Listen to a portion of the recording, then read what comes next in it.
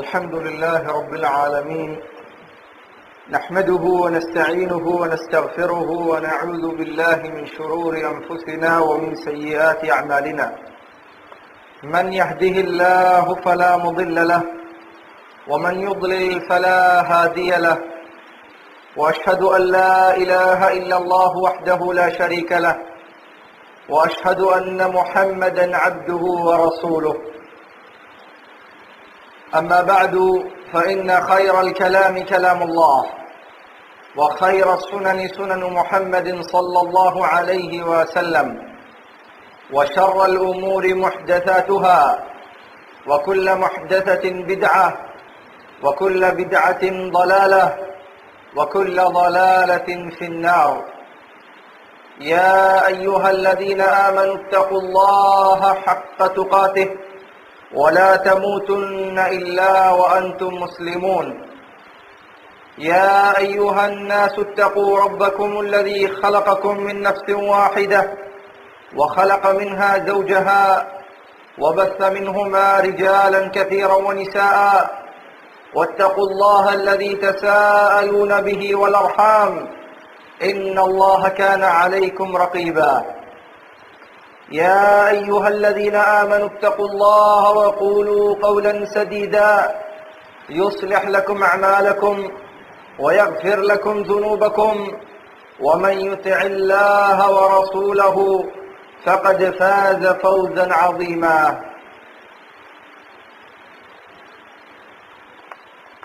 الله سبحانه وتعالى നമുക്ക് ചെയ്തു തന്ന നിഅമത്തുകളിൽ ഏറ്റവും വലിയ നിഅമത്ത്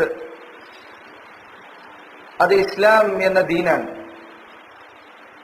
വിശുദ്ധ ഖുർആനിൽ അല്ലാഹു സുബ്ഹാനഹു വതആല പറഞ്ഞു, അൽയൗമ അക്മൽതു ലക്കും ദീനക്കും വഅത്മംതു അലൈക്കും നിഅമതി വറദീതു ലക്കുമുൽ ഇസ്ലാമ ദീന.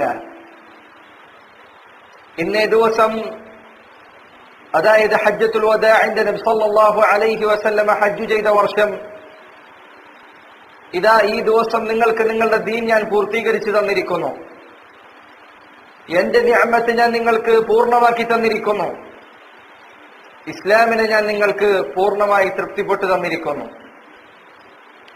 ഉമർ ഇബ്നുൽ ഖത്താബ് റളിയല്ലാഹു അൻഹു അദ്ദേഹം അമീറുൽ മുഅ്മിനീനായിരിക്കെ അദ്ദേഹത്തിന്റെ ഖിലാഫത്തിന്റെ കാലഘട്ടത്തിൽ ഒരു യഹൂദനായ മനുഷ്യൻ വന്നുകൊണ്ട് പറഞ്ഞു, ഹേ ഉമർ, നിങ്ങളുടെ കിതാബിൽ അവതരിപ്പിക്കപ്പെട്ടിട്ടുള്ള ഒരു ആയത്ത്, അതെങ്ങാനും ലൗ കാനത്ത് അലൈനാ മഅശറൽ യഹൂദി നസലത്, ഞങ്ങൾ യഹൂദർക്കായിരുന്നു അവതരിച്ചിരുന്നതെങ്കിൽ ലത്തഖദ്നാ ദാലികൽ യൗമ ഈദ, ആ ദിവസം ഞങ്ങൾ പെരുന്നാളായി കൊണ്ടു നടക്കുമായിരുന്നു. ഉമർ റളിയല്ലാഹു അൻഹു ചോദിച്ചു, ഏതാണ് ആയത്ത്? അയാൾ പറഞ്ഞു, അൽയൗമ അക്മൽതു ലക്കും ദീനക്കും എന്ന് തുടങ്ങുന്ന ആയത്താണ്. അള്ളാഹു നമുക്ക് ചെയ്തു തന്ന നിഅമത്തുകളിൽ ഏറ്റവും വലിയത് ഇസ്ലാമിനെ പൂർത്തീകരിച്ചു തന്നു എന്നതാണ്. ഇനി ഹലാലുകൾ അന്വേഷിച്ചുകൊണ്ട് ഇസ്ലാമല്ലാത്ത മറ്റൊരിടത്തേക്ക് അന്വേഷിച്ചു പോകേണ്ട ഒരു ആവശ്യം മുസ്ലിമിനില്ല. ഹറാമുകൾ തീരുമാനിക്കുന്നതിനു വേണ്ടി ഇസ്ലാമിൻ്റെതല്ലാത്ത മറ്റു മാർഗങ്ങൾ തേടേണ്ട ഒരു ആവശ്യവും മുസ്ലിമിനില്ല. ഇസ്ലാം പരിപൂർണമാണ്. ഒരു മുസ്ലിമിന്റെ അഖീദയിൽ, വിശ്വാസത്തിൽ, അവന്റെ ഇബാദത്തുകളിൽ, ആരാധനാ കർമ്മങ്ങളിൽ, അവന്റെ അഖ്ലാഖിൽ, അവന്റെ സ്വഭാവങ്ങളിൽ, അതുപോലെ തന്നെ അവന്റെ മുആമലാത്തുകളിൽ, ഇടപാടുകളിൽ, അതുപോലെ അവന്റെ സിയാസത്തിൽ, രാഷ്ട്രീയത്തിൽ, ഇതിലെല്ലാം തന്നെ ഇസ്ലാമിന് വ്യക്തമായ കാഴ്ചപ്പാടുണ്ട്. അല്ലാഹു സുബ്ഹാനഹു വതആല ഒരു മുസ്ലിമിനെ സംബന്ധിച്ചിടത്തോളം അവന്റെ ജീവിതത്തെ ബാധിക്കുന്ന അലിഫ് മുതൽ യാ വരെയുള്ള കാര്യങ്ങൾ, തുടക്കം മുതൽ അവസാനം വരെയുള്ള കാര്യങ്ങൾ കൃത്യമായി, ഒരു അണുകിട ലവലേശം സംശയത്തിന് ഇട നൽകാത്ത വിധം വ്യക്തമായി ഖുർആനിലൂടെയും സുന്നത്തിലൂടെയും വിശദീകരിച്ചിരിക്കുന്നു. അതുകൊണ്ട് തന്നെയാണ് അല്ലാഹു സുബ്ഹാനഹു വതആല പറഞ്ഞത്, വമൻ യബ്തഗി ഗൈറൽ ഇസ്ലാമി ദീന ഫലൻ യുഖ്ബല മിൻഹു ഫഹുവ ഫിൽ ആഖിറതി മിനൽ ഖാസിരീൻ. ആരെങ്കിലും ഇസ്ലാമല്ലാത്ത മറ്റേതെങ്കിലും ദീൻ തേടി പോവുകയാണെങ്കിൽ, ഇസ്ലാമല്ലാത്ത മറ്റൊരു മതത്തെ ആരെങ്കിലും തേടി പോവുകയാണെങ്കിൽ, ഫലൻ യുഖ്ബല മിൻഹു, അത് അവനിൽ നിന്ന് സ്വീകരിക്കപ്പെടുകയില്ല. വഹുവ ഫിൽ ആഖിറതി മിനൽ ഖാസിരീൻ, നാളെ പരലോകത്ത് അവൻ നഷ്ടക്കാരുടെ കൂട്ടത്തിലായിരിക്കും. അല്ലാഹു സുബ്ഹാനഹു വ തആല പറഞ്ഞു, ഇന്നദ്ദീന ഇൻദല്ലാഹിൽ ഇസ്ലാം, അല്ലാഹുവിന്റെ അടുക്കൽ സ്വീകാര്യമായ ദീൻ അത് ഇസ്ലാം മാത്രമാകുന്നു. അതുകൊണ്ടൊരു മുസ്ലിമിനെ സംബന്ധിച്ചിടത്തോളം അവന്റെ ദീനിന്റെ ഏതൊക്കെ വശങ്ങളിൽ എന്തെല്ലാം കാര്യങ്ങളിൽ അവന് നിലപാട് സ്വീകരിക്കേണ്ടതായുണ്ടോ ആ വിഷയങ്ങളിലെല്ലാം തന്നെ ഇസ്ലാമിൽ കൃത്യമായ മാർഗനിർദ്ദേശമുണ്ട്. ഇസ്ലാമല്ലാത്ത മറ്റേതെങ്കിലും മതങ്ങളിലോ ആദർശങ്ങളിലോ വിശ്വാസങ്ങളിലോ ചിന്താഗതികളിലോ സത്യത്തിന്റെ അംശമുണ്ട്, ഇസ്ലാമിനേക്കാൾ നന്മയുണ്ട് എന്ന് വിശ്വസിക്കുന്നവർ യഥാർത്ഥത്തിൽ ഇസ്ലാമിന്റെ പരിപൂർണതയിൽ വിശ്വസിച്ചിട്ടില്ല എന്ന കാര്യം അതിൽ നിന്ന് നമുക്ക് മനസ്സിലാക്കാൻ സാധിക്കും. അതുകൊണ്ട് തന്നെ ആരെങ്കിലും ഇസ്ലാം വിധിച്ച വിധികൾക്കപ്പുറത്തേക്ക് തേടിപ്പോകുന്നുണ്ടെങ്കിൽ അവനിൽ ഈമാനിന്റെ അംശമില്ല എന്നാണ് വ്യക്തമായി അല്ലാഹു സുബ്ഹാനഹു വ തആല അറിയിച്ചത്. വമാ കാന ലിമുഅ്മിനിൻ വലാ മുഅ്മിനത്തിൻ ഇദാ ഖളല്ലാഹു വറസൂലുഹു അംറാ അൻ യകൂന ലഹുമുൽ ഖിയറതു മിൻ അംരിഹിം. ഒരു മുഅ്മിനിനോ ഒരു മുഅ്മിനത്തിനോ ആണാകട്ടെ പെണ്ണാകട്ടെ അവൻ അനുവാദമില്ല, അല്ലാഹുവും റസൂലും ഒരു കാര്യത്തിൽ വിധി പറഞ്ഞു കഴിഞ്ഞാൽ ആ വിഷയത്തിൽ തന്റേതായ തീരുമാനങ്ങൾ എടുക്കാൻ, തന്റേതായ തിരഞ്ഞെടുപ്പുകൾ നടത്താൻ, തന്റേതായ സ്വാതന്ത്ര്യ പ്രഖ്യാപനങ്ങൾ നടത്താൻ അവന് അവകാശമില്ല. അൻ യകൂന ലഹുമുൽ ഖിയറതു മിൻ അംരിഹിം വമൻ യഅസില്ലാഹ വറസൂലഹു ഫഖദ് ضل ضلالا മുബീനാ. ആരെങ്കിലും അല്ലാഹുവിനെയും റസൂലിനെയും അനുസരിക്കുന്നില്ലെങ്കിൽ, അവർ ധിക്കരിക്കുകയാണെങ്കിൽ അവർ വ്യക്തമായ വഴികേടിലാണ് അകപ്പെട്ടിട്ടുള്ളത് എന്ന് അല്ലാഹു സുബ്ഹാനഹു വ തആല അറിയിക്കുന്നു. ഫലാ വറബ്ബിക ലാ യുഅ്മിനൂന ഹത്താ യുഹക്കിമൂക ഫീമാ ശജറ ബൈനഹും ثم لا يجدوا في أنفسهم حرجا مما قضيت ويسلموا تسليما. فلا وربك നിന്റെ റബ്ബിനെ തന്നെയാണ് സത്യം. لا يؤمنون, അവർ വിശ്വാസികളാവുകയില്ല. حتى يحكموك فيما شجر بينهم, അവർക്കിടയിൽ അഭിപ്രായ വ്യത്യാസമുണ്ടായ കാര്യത്തിൽ അല്ലാഹുവിന്റെ റസൂലേ അങ്ങയുടെ അടുക്കലേക്ക് അവർ വരുന്നത് വരെ. മാത്രമല്ല അവസാനിച്ചില്ല, حتى يحكموك فيما شجر بينهم ثم لا يجدوا في أنفسهم حرجا مما قضيت. അല്ലാഹുവിന്റെ റസൂലേ അങ്ങയുടെ വിധിയിൽ അവരുടെ മനസ്സിൽ യാതൊരുവിധ പ്രയാസവും തോന്നാൻ പാടില്ല. വയുസല്ലിമു തസ്ലീമ, ആ വിധിക്ക് അവർ പരിപൂർണമായി കീഴൊതുങ്ങി വരേണ്ടതുണ്ട്. ഈ മൂന്നവസ്ഥകൾ ഒരാളിൽ ഉണ്ടാകുന്നത് വരെ അയാളിലെ ഈമാൻ പരിപൂർണമാകുന്നില്ല എന്ന് അല്ലാഹു സുബ്ഹാനഹു വ തആല വ്യക്തമായി അവന്റെ ഖുർആനിൽ നമുക്ക് പഠിപ്പിച്ചു നൽകുന്നു. നബി സല്ലല്ലാഹു അലൈഹി വസല്ലം അവിടുന്ന് പറഞ്ഞു, മാ ബഖിയ ശൈഉൻ യുഖർരിബു മിനൽ ജന്നതി വയുബഇദു മിനൻ നാരി ഇല്ലാ വഖദ് ബുയ്യിന ലക്കും. നരകത്തിൽ നിന്ന് അകറ്റുന്ന സ്വർഗത്തിലേക്ക് അടുപ്പിക്കുന്ന ഏതൊരു കാര്യമുണ്ടോ അതിനെക്കുറിച്ചെല്ലാം നിങ്ങൾക്ക് വിശദീകരിച്ച് നൽകപ്പെടാതെ ഒരു കാര്യത്തെയും ഞാൻ വെറുതെ വിട്ടിട്ടില്ല. ഏതൊരു കാര്യത്തിലാകട്ടെ, എന്തിനധികം ബാത്റൂമിലേക്ക് പ്രവേശിച്ചു കഴിഞ്ഞാൽ എങ്ങനെ ഇരിക്കണം, ബാത്റൂമിലേക്ക് പ്രവേശിക്കേണ്ടത് എങ്ങനെയാണ്, ഏത് കാല് വെക്കണം, ഇറങ്ങുമ്പോൾ ഏത് കാല് വെക്കണം, മസ്ജിദിലേക്ക് പ്രവേശിക്കുമ്പോൾ ഏത് കാല് വെക്കണം, ദുആ ചെയ്യുമ്പോൾ കൈ എങ്ങനെ പിടിക്കണം, ഏതൊക്കെ കാര്യങ്ങളിൽ വസ്ത്രം എങ്ങനെ ധരിക്കണം, ഏതെല്ലാം ഒരു മുസ്ലിമിന്റെ ജീവിതത്തിൽ ഏതെല്ലാം വിഷയങ്ങൾ കടന്നു വരുന്നുണ്ടോ അവിടെയെല്ലാം ഇസ്ലാമിന് വ്യക്തമായ മാർഗനിർദ്ദേശമുണ്ട്. അതുകൊണ്ടാണ് അബൂ ദർദ റളിയല്ലാഹു അൻഹു അദ്ദേഹം പറഞ്ഞത്, വമാ തറക്ന, അദ്ദേഹം പറഞ്ഞു, തറക്ന റസൂലുള്ളാഹി സ്വല്ലല്ലാഹു അലൈഹി വസല്ലം വമാ ത്വാഇറുൻ യുഖല്ലിബു ബിജനഹൈഹി ഇല്ലാ ദക്കറ ലനാ മിൻഹു ഇൽമാ. അല്ലാഹുവിന്റെ റസൂൽ ഞങ്ങളെ വിട്ടേച്ചു പോകുമ്പോൾ ആകാശത്തുകൂടെ പറക്കുന്ന ഒരു പക്ഷി, അതിനെക്കുറിച്ചാണെങ്കിൽ പോലും ഒരു ഇൽമു പറഞ്ഞു തരാതെ, അതിനെക്കുറിച്ചാണെങ്കിൽ പോലും എങ്ങനെ അതിനോട് പെരുമാറണമെന്ന് പറഞ്ഞു തരാതെ റസൂലുള്ളാഹി ഞങ്ങളെ വിട്ടേച്ചു പോയിട്ടില്ല. ഏതൊരു കാര്യത്തിലും ഇസ്ലാമിന് കൃത്യമായ നിലപാടുകളുണ്ട്. അതുകൊണ്ട് തന്നെ ഒരു മുസ്ലിമിനെ സംബന്ധിച്ചിടത്തോളം അല്ലാഹു സുബ്ഹാനഹു വ തആലയുടെ നിയമങ്ങളിലേക്ക്, അവന്റെ വിധികൽപ്പനകളിലേക്ക് മടങ്ങി ചെല്ലേണ്ടത് അനിവാര്യമായ ബാധ്യതയാണ്, തീർത്തും അനിവാര്യമായ ബാധ്യതയാണ്. ഇസ്ലാമിന്റെ ആരംഭമായ, ഇസ്ലാമിന്റെ തുടക്കത്തിലുള്ള അടിസ്ഥാനങ്ങളിൽപ്പെട്ട കാര്യമാണത്. അവന്റെ ഏതൊരു വിഷയങ്ങളിലേക്കും അഭിപ്രായ വ്യത്യാസങ്ങൾ ഉണ്ടായാൽ, ഇല്ലെങ്കിൽ ഏതൊരു കാര്യമാകട്ടെ, അവൻ മടങ്ങി ചെല്ലേണ്ടത് ഇസ്ലാമിലേക്കാണ്. യാ അയ്യുഹല്ലദീന ആമനു അത്തിഉ അല്ലാഹ വഅത്തിഉ റസൂല വഉലിൽ അംരി മിൻകും ഫഇൻ തനാസഅതും ഫീ ഷൈഇൻ ഫറുദ്ദൂഹു ഇലല്ലാഹി വറസൂൽ. മുഅ്മിനീങ്ങളെ, നിങ്ങൾ അല്ലാഹുവിനെ അനുസരിക്കുക, റസൂലിനെ അനുസരിക്കുക, വിധികർത്താക്കളെ അനുസരിക്കുക. എന്നിട്ട് അല്ലാഹു സുബ്ഹാനഹു വ തആല പറഞ്ഞു, ഫഇൻ തനാസഅതും ഫീ ഷൈഇൻ ഒരു കാര്യത്തിൽ അഭിപ്രായ വ്യത്യാസം ഉണ്ടായാൽ അത് അള്ളാഹുവിലേക്കും റസൂലിലേക്കും മടക്കുക. ഇതൊരു മുസ്ലിം അവന്റെ ജീവിതത്തിൽ ആദ്യം പഠിച്ചിരിക്കേണ്ട ഏറ്റവും ആദ്യത്തെ നിയമമാണ്. അള്ളാഹുവിന്റേതല്ലാത്ത നിയമങ്ങളിലേക്കാണ്, അള്ളാഹുവിന്റേതല്ലാത്ത തീരുമാനങ്ങളിലേക്കാണ് അവൻ തന്റെ ജീവിത പ്രശ്നങ്ങളെ, തന്റെ രാഷ്ട്രീയത്തെ, തന്റെ ജീവിതത്തിലുള്ള ആചാരങ്ങളെ മാറ്റിവെക്കുന്നതെങ്കിൽ അവൻ യഥാർത്ഥത്തിൽ ഇസ്ലാമിന്റെ പാതയിൽ നിന്ന് പുറത്തേക്കുള്ള വഴിയിൽ കാലെടുത്തു വച്ചിരിക്കുന്നു എന്ന കാര്യം അവൻ മനസ്സിലാക്കട്ടെ. അല്ലാഹു സുബ്ഹാനഹു വ തആല വിശുദ്ധ ഖുർആനിൽ അപ്രകാരമാണ് പറഞ്ഞത്. അവൻ പറഞ്ഞു, അലം തറ ഇലല്ലദീന യസ്ഉമൂന അന്നഹും ആമനൂ ബിമാ ഉൻസില ഇലൈക വമാ ഉൻസില മിൻ ഖബ്ലിക്. അല്ലാഹുവിന്റെ റസൂലേ, അങ്ങ് കാണുന്നില്ലേ ഒരു വിഭാഗം ആളുകൾ യസ്ഉമൂന അന്നഹും ആമനൂ ബിമാ ഉൻസില ഇലൈക, അങ്ങേക്ക് അവതരിപ്പിക്കപ്പെട്ട ഇസ്ലാമിൽ അവർ വിശ്വസിച്ചിരിക്കുന്നു എന്ന് ജൽപ്പിക്കുന്നു. യസ്ഉമൂന അന്നഹും ആമനൂ ബിമാ ഉൻസില ഇലൈക വമാ ഉൻസില മിൻ ഖബ്ലിക്, നിനക്ക് മുൻപുള്ള പ്രവാചകന്മാർക്ക്, നബിമാർക്ക് അല്ലാഹു അവതരിപ്പിച്ച കാര്യത്തിൽ അവർ വിശ്വസിച്ചിരിക്കുന്നു എന്നവർ ജൽപ്പിക്കുന്നു.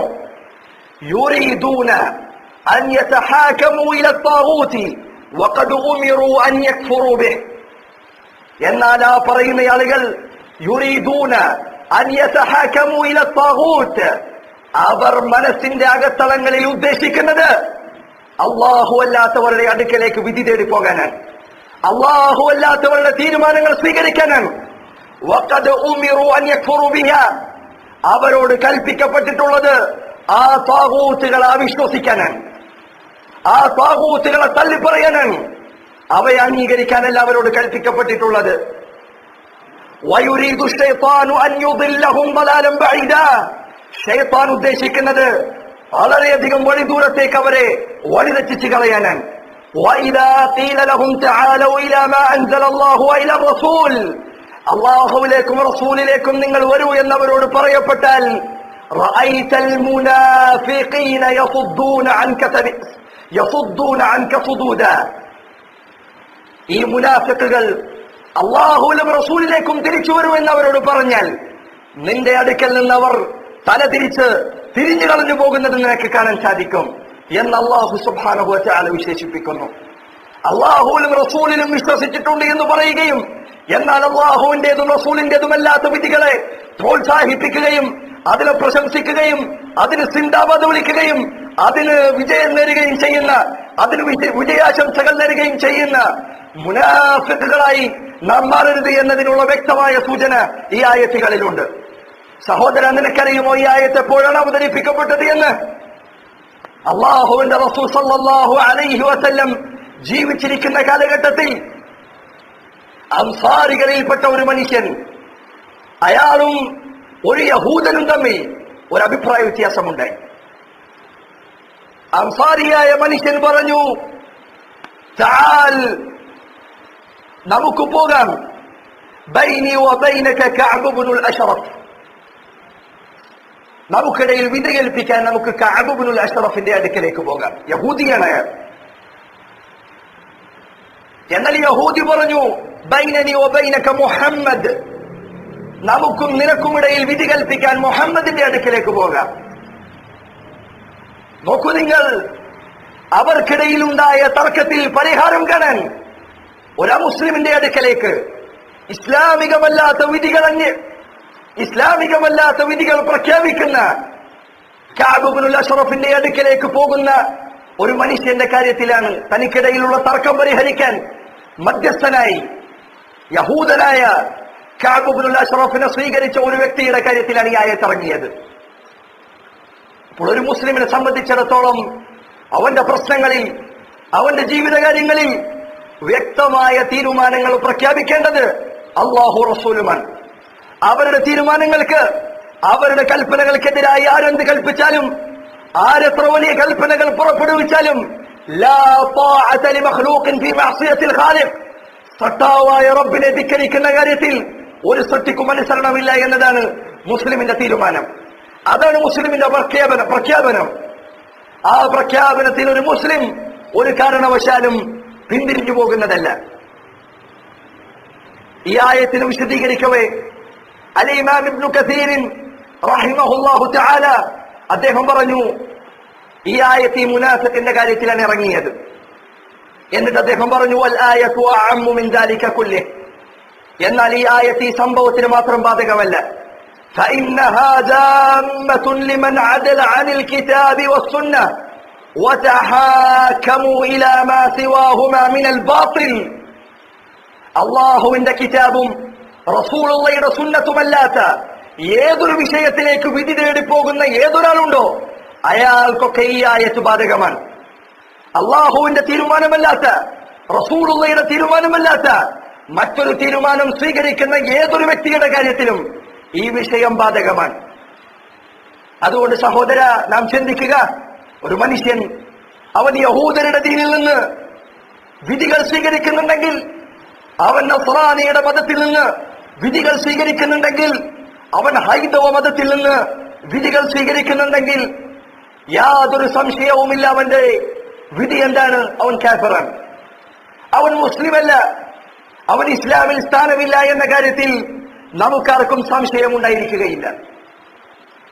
അള്ളാഹുവിന്റെ ദീനല്ലാത്ത മറ്റേതെങ്കിലും ദീനിൽ നിന്ന് വിധികൾ സ്വീകരിക്കുന്ന ആളുകൾ കുഫാറുകളാണ് എന്ന കാര്യത്തിൽ സംശയമില്ല. എന്നാൽ അതോടൊപ്പം നാം മനസ്സിലാക്കേണ്ട കാര്യമാണ്, അള്ളാഹുവിന്റെ വിധിയോട് എതിരാകുന്ന മറ്റു മതങ്ങൾ മാത്രമല്ല, അള്ളാഹുവിന്റെ വിധിയോട് എതിരാകുന്ന മറ്റെന്ത് കാര്യങ്ങളാകട്ടെ, പ്രത്യയശാസ്ത്രങ്ങളാകട്ടെ, ഭരണകൂടങ്ങളാകട്ടെ, മറ്റെന്തെങ്കിലും ചിന്താഗതികളാകട്ടെ, വ്യക്തികൾ നിർണയിച്ചിട്ടുള്ള തീരുമാനങ്ങളും പ്രഖ്യാപനങ്ങളും കരാറുകളുമാകട്ടെ, എന്താകട്ടെ, ഏതായാലും അള്ളാഹുവിന്റെ തീരുമാനത്തിനെതിരാണ് അതെങ്കിൽ അതിൽ വിശ്വസിക്കുക എന്നതോ, അതിനുവേണ്ടി സിന്ദാബാദ് വിളിക്കുക എന്നതോ, അതിലേക്ക് ആളുകളെ ക്ഷണിക്കുക എന്നതോ, അത് ജനങ്ങൾക്കിടയിൽ നടപ്പിലാകണമെന്ന് ആഗ്രഹിക്കുക എന്നതോ, അത് ഇസ്ലാമിന് തുല്യമാണ് എന്ന് വിശ്വസിക്കലോ, അതല്ലെങ്കിൽ ഇസ്ലാമിനേക്കാൾ നല്ല തീരുമാനങ്ങൾ ചില വിഷയങ്ങളിലെങ്കിലും അതിലുണ്ട് എന്ന് വിചാരിക്കലോ തീർത്തും വ്യക്തമായ കുഫറാണ്. ഇസ്ലാമിൽ നിന്ന് തീർത്തും അകലേക്ക് പോകുന്ന വ്യക്തമായ കുഫറാണത്. ഒരാൾ പറയുന്നു എന്ന് വിചാരിക്കുക, വ്യഭിചാരിയുടെ കാര്യത്തിൽ ഇസ്ലാമിന്റെ തീരുമാനം ശരിയായില്ല, ജനാധിപത്യ ഭരണകൂടങ്ങൾ തിരഞ്ഞെടുത്തിട്ടുള്ള ഭരണഘടനകൾ സ്വീകരിച്ചിട്ടുള്ള നിയമമാണ് അക്കാര്യത്തിൽ ഏറ്റവും നല്ലത്. വ്യഭിചാരിയെ 5 ദിവസം ജയിലിലിടുക, 10 ദിവസം ജയിലിലിടുക, ഇതാണ് കൂടുതൽ നല്ലത് എന്നൊരാൾ വിശ്വസിക്കുന്നുണ്ടെങ്കിൽ വല്ലാഹി വതല്ലാഹ് ഇസ്ലാമിന്റെ മാർഗത്തിൽ നിന്ന് അയാൾ പുറത്തുപോയിരിക്കുന്നു. ഇക്കാര്യത്തിൽ യാതൊരു സംശയത്തിനും ലവലേശം അവകാശമില്ല. കാരണം മറ്റു ദീനുകളിൽ നിന്ന്, മറ്റ് മതങ്ങളിൽ നിന്ന് നിയമങ്ങൾ സ്വീകരിക്കുന്നവനെ പോലെ തന്നെയാണ് ഇവന്റെയും അവസ്ഥ. ഖുർആൻ തന്നെ അല്ലാഹു സുബ്ഹാനഹു വ തആല തന്നെ പറയുന്നു. അല്ലാഹു സൂറത്തുൽ മാഇദയിൽ പറഞ്ഞു, നബി സല്ലല്ലാഹു അലൈഹി വസല്ലമയോടുള്ള ഉപദേശത്തിനിടയിൽ പറഞ്ഞു, വഅനിഹ്കും ബൈനഹും ബിമാ അൻസലല്ലാഹ്, അല്ലാഹുവിന്റെ റസൂലേ, അവർക്കിടയിൽ അങ്ങ് അല്ലാഹുവിന്റെ കിതാബ് കൊണ്ട്, അല്ലാഹുവിന്റെ വിധി കൊണ്ട് വിധിക്കുക. വലാ തത്തബിഅ അഹ്വാഅഹും, അവരുടെ മറ്റുള്ളവരുടെ അല്ലാഹുവിന്റെ കിതാബ് കൊണ്ടല്ലാത്ത വിധികളായ ദേഹേച്ഛകളെ, മനുഷ്യരുടെ തീരുമാനങ്ങളെ, മനുഷ്യരുടെ ആലോചനകളെ, മനുഷ്യരുടെ അഭിപ്രായങ്ങളെ, മനുഷ്യരുടെ തിരഞ്ഞെടുപ്പ് സ്വാതന്ത്ര്യത്തെ, അല്ലെങ്കിൽ മനുഷ്യർ തിരഞ്ഞെടുത്ത് തീരുമാനിച്ചിട്ടുള്ള നിയമങ്ങളെ, വലാ തത്തബിഅ അഹ്വാഅഹും, അവരുടെ ദേഹേച്ഛകളെ നീ പിന്തുടരാൻ പാടില്ല. വഹ്ദർഹും അൻ യഫ്തിനൂക അൻ ബഅദി മാ അൻസലല്ലാഹ്, അല്ലാഹു നിനക്ക് അവതരിപ്പിച്ച കാര്യങ്ങളിൽ ഏതിലെങ്കിലും ഒന്നിൽ, ചില കാര്യങ്ങളിലെങ്കിലും അവർ നിന്നെ ഫിത്നയിൽ അകപ്പെടുത്തുന്നത്, ആ വിധിയുടെ കാര്യത്തിൽ അള്ളാഹുവിന്റെ തീരുമാനത്തിന് പുറത്തേക്ക് നീ പോകുന്നത് നീ സൂക്ഷിക്കുക. വഹ്ദർ, നീ സൂക്ഷിക്കുക. അതുകൊണ്ട് ഒരു മുസ്ലിമിനെ സംബന്ധിച്ചിടത്തോളം ഈ ആയത്ത് പ്രത്യേകമായി അവൻ പഠിക്കേണ്ടതുണ്ട്. ഇബ്നു കസീർ റഹിമഹുല്ലാഹ് അദ്ദേഹത്തിന്റെ ഉദ്ധരണി ഞാൻ വീണ്ടും വായിക്കട്ടെ. കുറച്ച് ദൈർഘ്യമുള്ളതാണെങ്കിലും ശ്രദ്ധിക്കുക, നമുക്ക് വ്യക്തമായ പാഠം അതിലുണ്ട്. ഇബ്നു കസീർ റഹിമഹുല്ലാഹ് ഈ ആയത്തിന്റെ വിശദീകരണത്തിൽ അദ്ദേഹം പറഞ്ഞു, ينكر تعالى على من خرج عن حكم الله المحكم المشتمل على كل خير, എല്ലാ നന്മകളും ഉൾക്കൊള്ളുന്ന അള്ളാഹുവിന്റെ ദീനിൽ നിന്ന് മറ്റു വിധികൾ തേടിപ്പോകുന്ന ആളുകൾക്ക് ഉള്ള താക്കീതാണ് ഈ ആയത്തിൽ അള്ളാഹു നൽകിയിട്ടുള്ളത്. അന്നാഹി അൻ കുല്ലി ശർറിൻ, അതുപോലെ തന്നെ എല്ലാ ഷർറിൽ നിന്നും വിലക്കുന്ന ഇസ്ലാമാകുന്ന ദീനിൽ നിന്ന് മറ്റ് തീരുമാനങ്ങളിലേക്ക് പോകുന്നവർക്കുള്ള താക്കീതാണ് ഈ ആയത്തിലുള്ളത്. وعدل إلى ما سواه من الآراء والأهواء والاصطلاحات.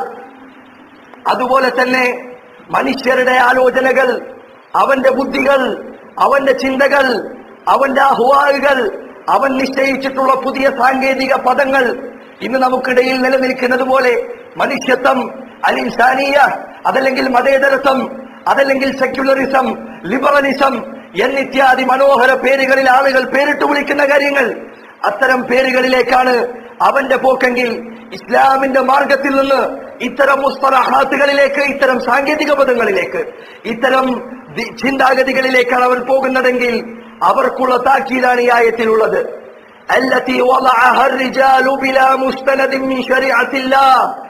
അല്ലാഹുവിന്റെ ശരീഅത്തിൽ നിന്ന് യാതൊരുവിധ പരിഗണനയും കൊടുക്കാതെ, റബ്ബിന്റെ ദീനിന് യാതൊരു പരിഗണനയും കൊടുക്കാതെ ചില ആളുകൾ നിശ്ചയിച്ചിട്ടുള്ള ഇത്തരം തീരുമാനങ്ങൾ, അവയിലേക്ക് പോകുന്നവർക്കുള്ള താക്കീതാണ് ഇതിലുള്ളത്.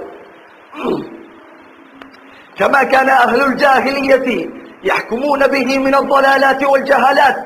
ജാഹിലിയ കാലഘട്ടത്തിലുള്ള മുശ്രിക്കുകൾ ചെയ്തിരുന്നത് പോലെ അവർക്കിടയിൽ എങ്ങനെയായിരുന്നു? ജാഹിലിയ കാലഘട്ടത്തിൽ മുശ്രിക്കുകൾ കൂടിയിരിക്കും, അവർ തീരുമാനിക്കും എന്ത് ഈ നാട്ടിൽ നിയമമാകണം, എന്തൊക്കെ ഹലാലാകണം, എന്തൊക്കെ ഹറാമാകണം, എന്തൊക്കെ ശിക്ഷകൾ വിധിക്കണം, എന്തിനൊക്കെ ശിക്ഷകൾ വിധിച്ചുകൂടാ. ആരുടേതാണ് തീരുമാനം? ജാഹിലിയത്തിലെ ബുദ്ധിയില്ലാത്ത മനുഷ്യർ. ആ മനുഷ്യരുടെ തീരുമാനം കേൾക്കുന്ന വിഡ്ഢികളായ മറ്റു മനുഷ്യർ. എങ്ങനെയാണ് ബുദ്ധിയും വിവേകവുമുള്ള മനുഷ്യന് ഇക്കാര്യം അംഗീകരിക്കാൻ സാധിക്കുക? എന്നെ പോലെ പിഴവുകൾ സംഭവിക്കാവുന്ന, എന്നെ പോലെ മറവി സംഭവിക്കാവുന്ന, എന്നെ പോലെ ചിന്തിക്കുന്ന, മറവിയുള്ള, കുറവുകളുള്ള മനുഷ്യൻ നിശ്ചയിച്ച വിധി എങ്ങനെയാണ് ഞാൻ എന്റെ കാര്യത്തിൽ സ്വീകരിക്കുക? എന്നെ പോലെ ഈ നിയമങ്ങൾ ഉണ്ടാക്കിയ ഒരു മനുഷ്യനാണ്, അവർക്കും അബദ്ധം പറ്റാം. എന്നാൽ അബദ്ധങ്ങൾ സംഭവിക്കാത്ത, പരിപൂർണനായ, യാതൊരു മറവിയും സംഭവിക്കാത്ത, യാതൊരു കുറവുമില്ലാത്ത റബ്ബിന്റെ വിധിയാണ് മനുഷ്യർ സ്വീകരിക്കേണ്ടത് എന്ന കാര്യം എത്രമാത്രം തീർത്തും ലളിതമായ ബുദ്ധിയാണ്. എന്നാൽ ഇന്ന് മനുഷ്യർ ഏറ്റവും വലിയ അനീതിയെ നീതി എന്ന് വിളിക്കുന്ന കാലഘട്ടമാണ്. ഏറ്റവും വലിയ നീതിയെ അനീതി എന്ന് വിളിക്കുന്ന കാലഘട്ടമാണിത്. ഈ കാലഘട്ടത്തിൽ സത്യം പറയുക എന്നത് വളരെ പ്രയാസമുള്ള കാര്യമായിരിക്കുന്നു. എന്നിട്ട് അദ്ദേഹം പറയുന്നു, ഇബ്നു കസീറിന്റെ വാക്കുകൾ നിങ്ങൾ ശ്രദ്ധിക്കുക, പ്രത്യേകിച്ച് ഈ ഭാഗം. وَكَمَا يَحْكُمُ بِهِ التَّتَارُ مِنَ السِّيَاسَاتِ الْمُلْكِيَّةِ الْمَأْخُوذَةِ عَنْ مَلِكِهِمْ ജംഗീസ് ഖാൻ. ജംഗീസ് ഖാൻ എന്നു പേരുള്ള, നമ്മുടെ മലയാളത്തിൽ ചെങ്കിസ് ഖാൻ എന്നോ മറ്റുമാണ് അയാൾ പറയാറുള്ളത്. ജംഗീസ് ഖാൻ എന്നു പേരുള്ള താർത്താരികളുടെ രാജാവ്, അവർ സ്വീകരിച്ച പോലുള്ള അവരുടെ രാഷ്ട്രീയ കാര്യങ്ങളിൽ, അവരുടെ ഭരണഘടനാപരമായ കാര്യങ്ങളിൽ ജംഗീസ് ഖാൻ എന്നു പേരുള്ള വ്യക്തി അയാൾ നിശ്ചയിച്ച മതനിയമങ്ങൾ, അയാൾ നിശ്ചയിച്ച നാട്ടുനിയമങ്ങൾ, ഭരണഘടനാ രീതികൾ അത് സ്വീകരിച്ച ആളുകളെ പോലെ. എന്തായിരുന്നു ആ ഭരണഘടനയുടെ പ്രത്യേകത? വഹുവ അല്ലദീ വളഅ ലഹുമുൽ യസാഖ്. അവരുടെ ഭരണഘടനയുടെ പേര് യസാഖ് എന്നായിരുന്നു. ഇന്ന് നമ്മുടെ പല ആളുകളുടെയും ഭരണഘടനകൾക്ക് മറ്റു പല പേരുകളും ഉള്ളതുപോലെ ചില ആളുകൾ പറയുന്നു സെക്യുലർ ഭരണകൂടമാണ്, ലിബറൽ ഭരണകൂടമാണ്, പാർലമെന്ററി സിസ്റ്റമാണ്, ഇത്യാദി പേരുകൾ പറയുന്നവരെ പോലെ തന്നെ യസാഖ് എന്നതായിരുന്നു അവരുടെ പേര്.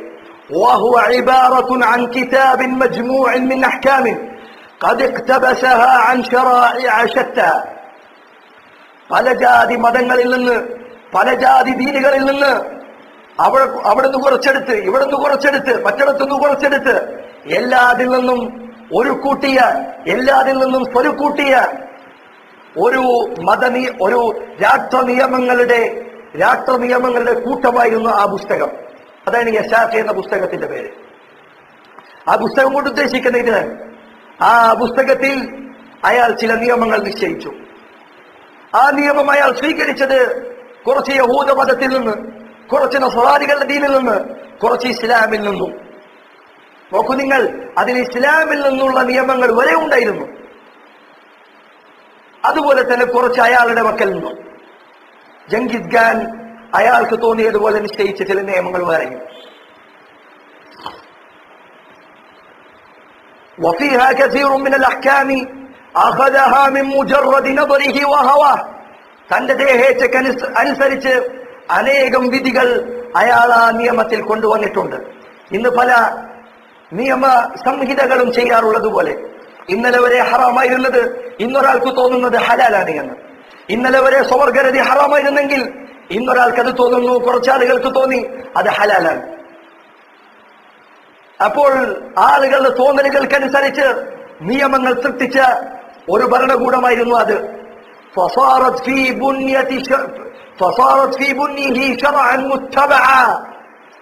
അത് അതിന്റെ രൂപത്തിൽ സ്വീകരിക്കപ്പെടുന്ന ഒരു ദീനിനെ പോലെയായിരുന്നു ആളുകൾ പരിഗണിച്ചിരുന്നത്.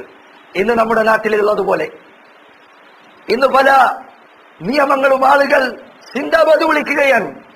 അതാണ് എല്ലാ രാഷ്ട്രങ്ങളിലും ഉണ്ടാകേണ്ടത് എന്ന് വാദിക്കുകയാണ്. അതിലെ പല വാദങ്ങളും പല ചിന്താഗതികളും ഇസ്ലാമിന് യാതൊരു നിലക്കും യോജിച്ചതല്ല. അപ്പോൾ ആ കാര്യത്തോട് അദ്ദേഹം പറയുകയാണ്, വമൻ ഫഅല ദാലിക മിൻഹും ഫഹുവ കാഫിറുൻ. ആരെങ്കിലും ഈ പുസ്തകങ്ങൾ കൊണ്ട് വിധി നടത്തുകയാണെങ്കിൽ അവൻ കാഫിറാണ്, അവൻ മുസ്ലിം അല്ല.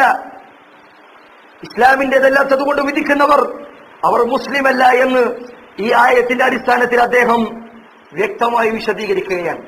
ഇന്ന് ഇക്കാലഘട്ടത്തിൽ ധാരാളക്കണക്കിന് പ്രത്യയ ശാസ്ത്രങ്ങൾ ഉടലെടുത്തിരിക്കുന്നു. മിക്കതും നബി സല്ലല്ലാഹു അലൈഹി വസല്ലമയുടെ കാലഘട്ടത്തിൽ ഉണ്ടായിരുന്ന പച്ച കുഫ്റാണ്, പരിപൂർണമായ കുഫ്റാണ്. അക്കാലഘട്ടത്തിൽ മക്കയിലെ മുശ്രിക്കുകൾ പറഞ്ഞിരുന്ന വാദം, അക്കാലഘട്ടത്തിലെ യഹൂദർ പറഞ്ഞിരുന്ന വാദം, അവരിലെ നസ്രാനികൾ പറഞ്ഞിരുന്ന വാദം ഇന്നു പേരുകൾ മാറി പഴയ വീഞ്ഞ് പുതിയ കുപ്പിയിൽ എന്ന് പറയുന്നത് പോലെ ആളുകൾക്ക് മുന്നിൽ വെക്കപ്പെട്ടിരിക്കുന്നു. യഹൂദർ പറഞ്ഞു അഹല്ലല്ലാഹുൽ, യഹൂദർ പറഞ്ഞു ഇന്നമൽ ബൈഉ മിസ്ലു റിബ, കച്ചവടവും പലിശയും അത് ഒരുപോലെയാണ്. ഇന്നാളുകൾ അതിന് പുതിയ പേരിട്ടു, ക്യാപിറ്റലിസം എന്ന പേരിൽ.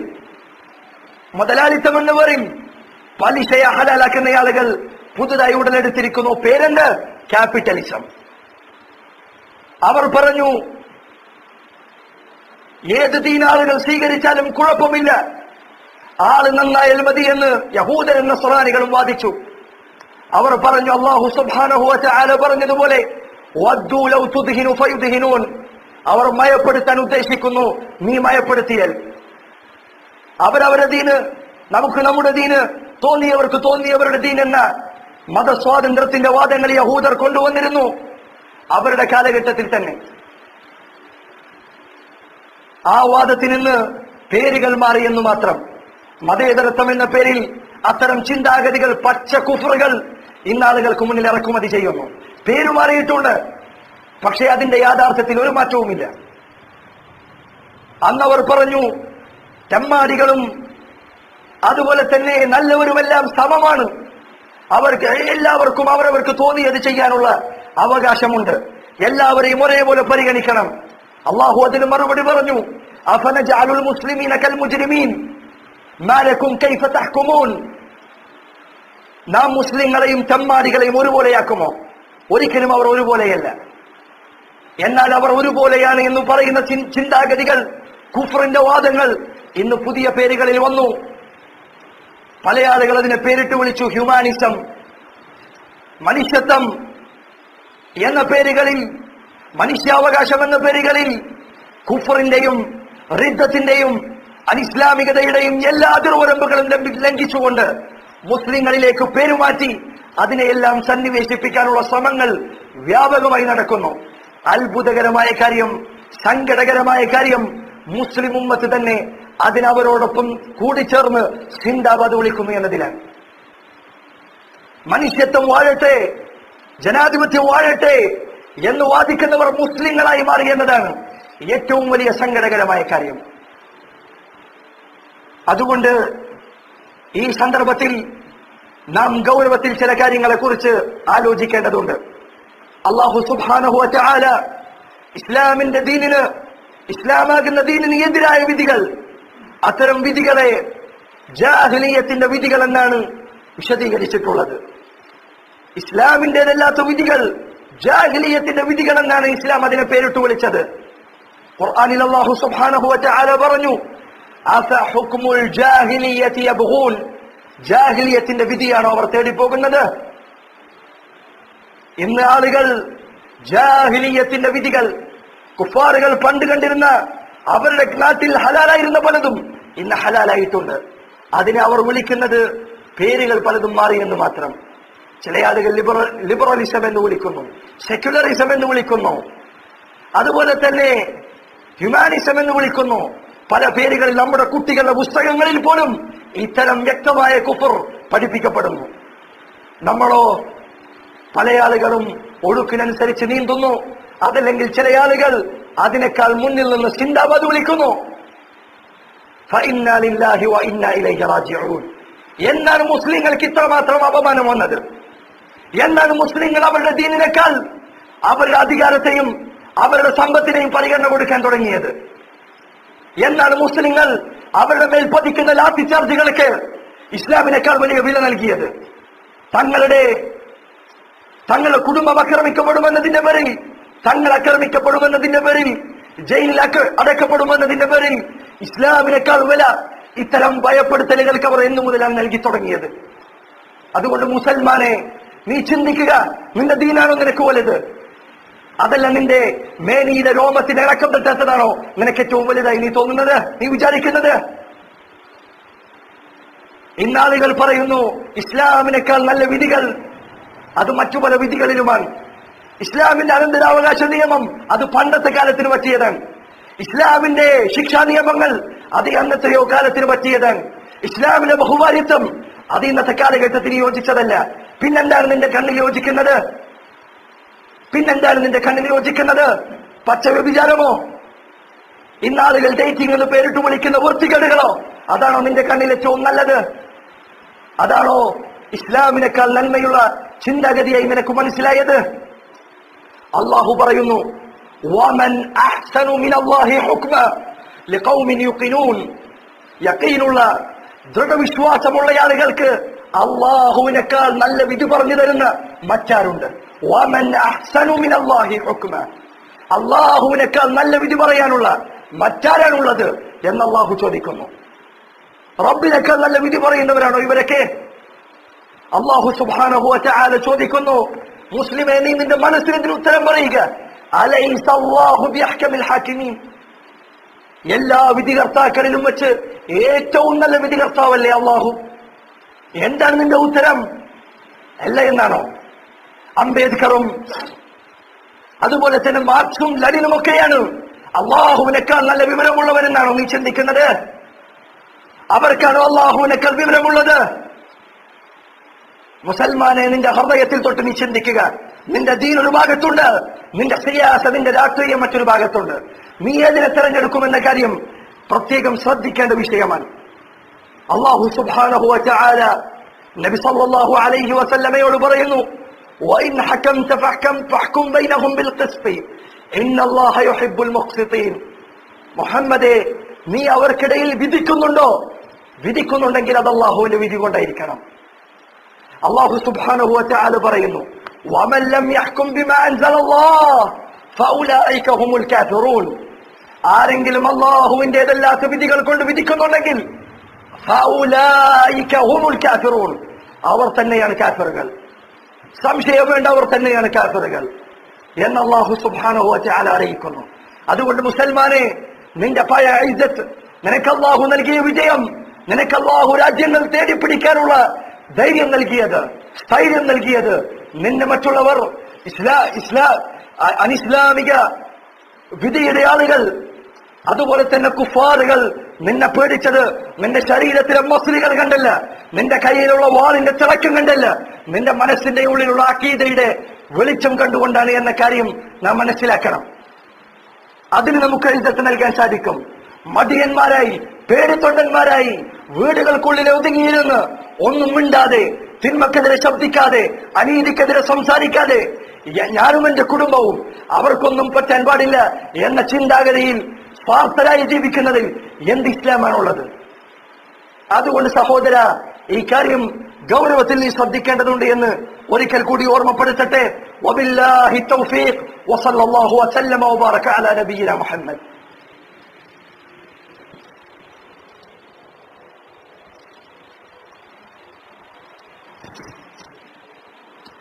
അൽഹംദുലില്ലാഹ് വസ്സലാത്തു വസ്സലാമു അലാ റസൂലില്ലാഹ് വഅലാ ആലിഹി വസഹ്ബിഹി വമൻ വലാഹ് ഇലാ യൗമി നൽഖാഹു അമ്മാ ബഅദ്.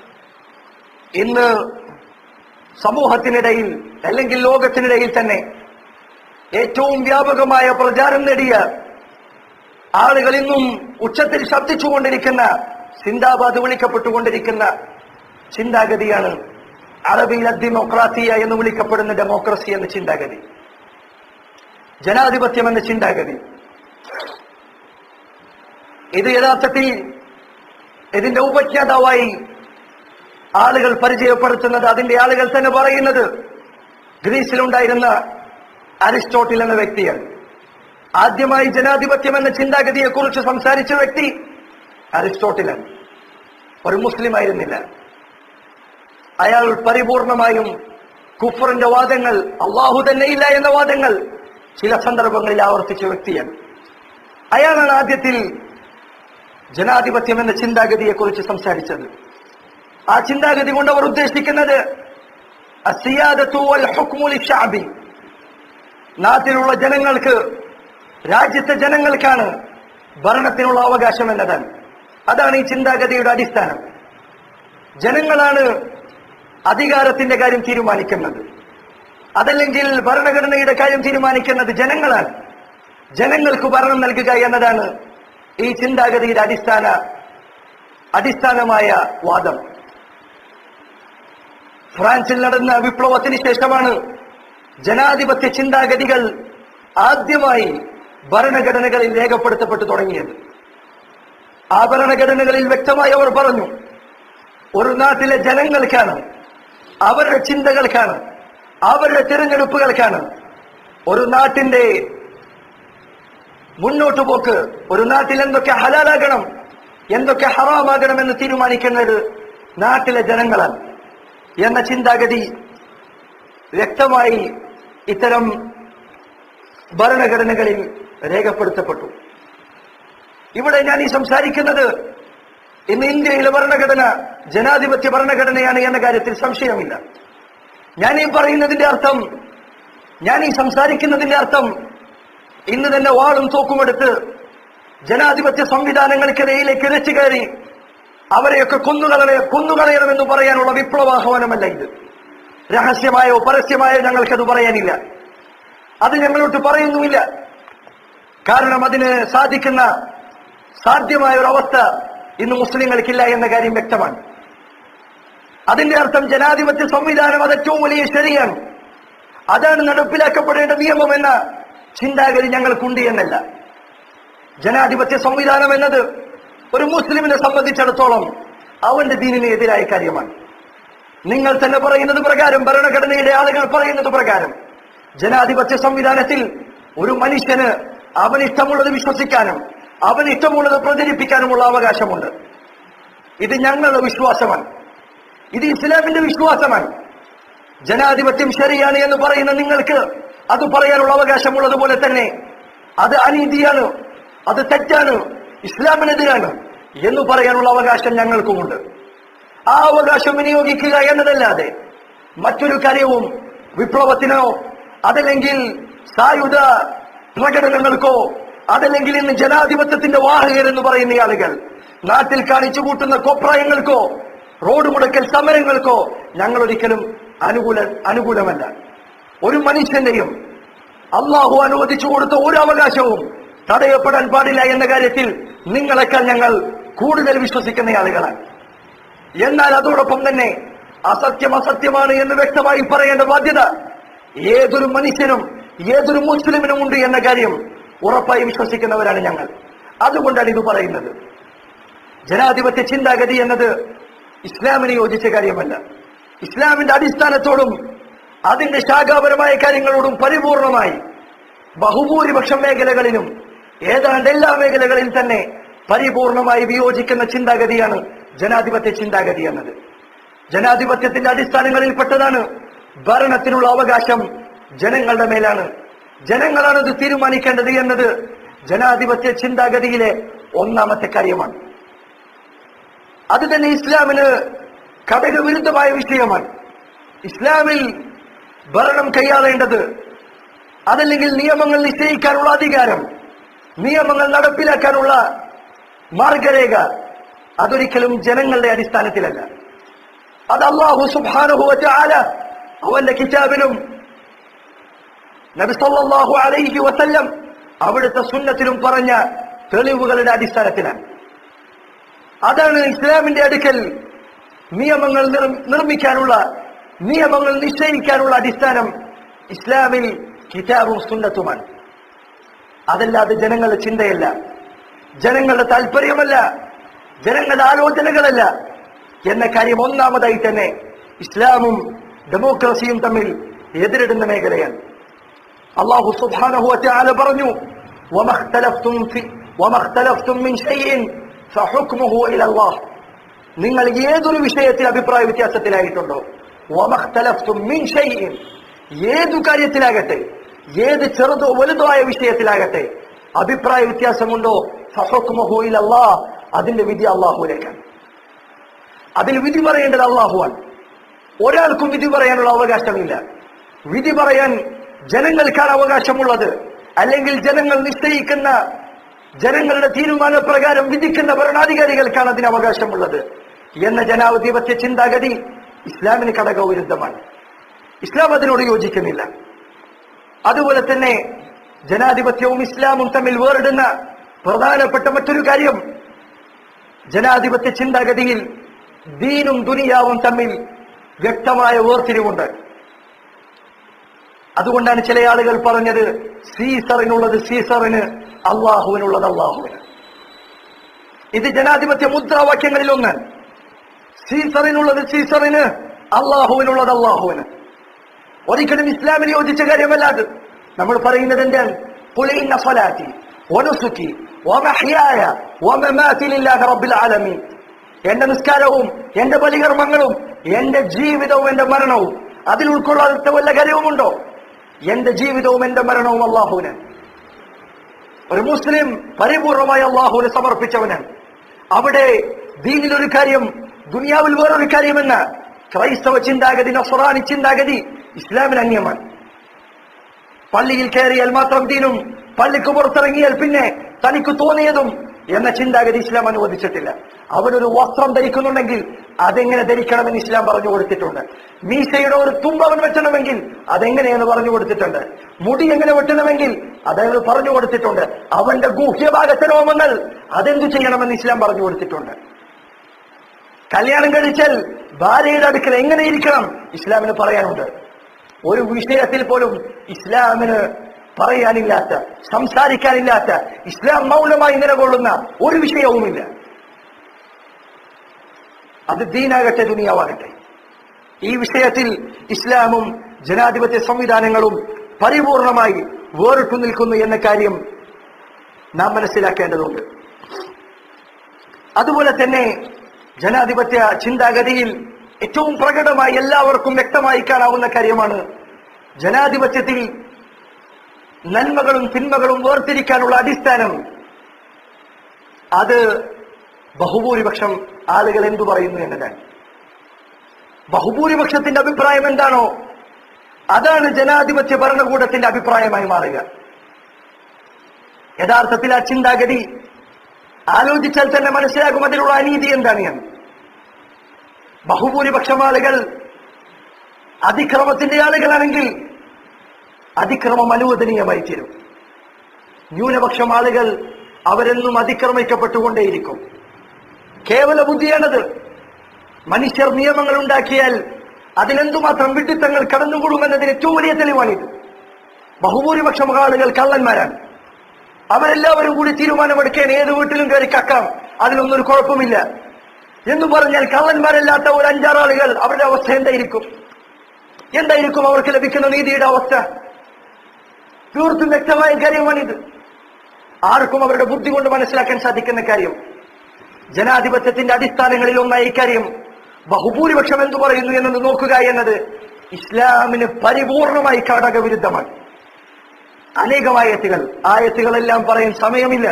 അതിനു മാത്രം ആയത്തുകൾ ഈ വിഷയത്തിൽ ഖുർആനിൽ വന്നിട്ടുണ്ട്. അല്ലാഹു സുബ്ഹാനഹു വ തആല പറഞ്ഞു, വഇൻ തുതി അക്സറ മൻ ഫിൽ അർദി യുദില്ലുക അൻ സബീലില്ലാഹ്.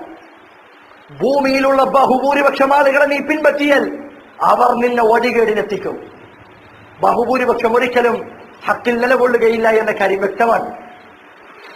അല്ലാഹു സുബ്ഹാനഹു വ തആല പറഞ്ഞു, വമാ അക്സറുൻ നാസി വലൗ ഹറസ്ത ബിമുഅ്മിനീൻ.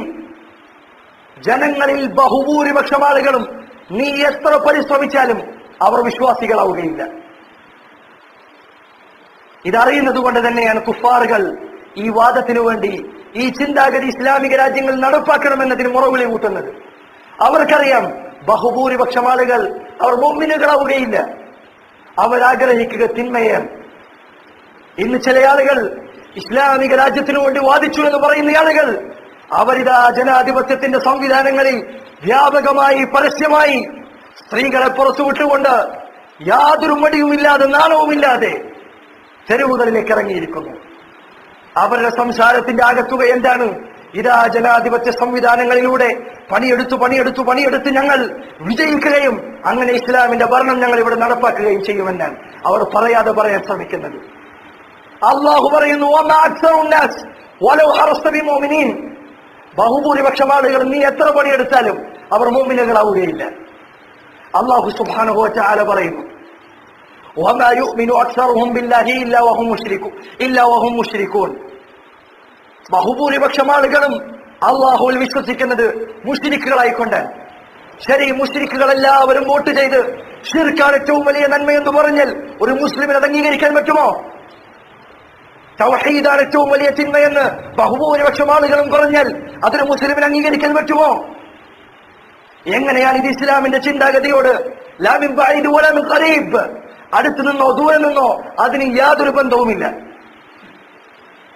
അല്ലാഹു സുബ്ഹാനഹു വ തആല പറയുന്നു, കഴിഞ്ഞുപോയ ചരിത്രത്തെക്കുറിച്ച്, മനുഷ്യരുടെ ചരിത്രത്തെക്കുറിച്ച് അല്ലാഹു പറയുന്നു, വമാ വജദ്നാ ലിഅക്സരിഹിം മിൻ അഹ്ദിൻ. മനുഷ്യരിൽ ബഹുഭൂരിപക്ഷത്തിനും കരാർ പാലനമുള്ളതായി നാം കണ്ടിട്ടില്ല. വഇൻ വജദ്നാ അക്സറഹും ലഫാസിഖീൻ.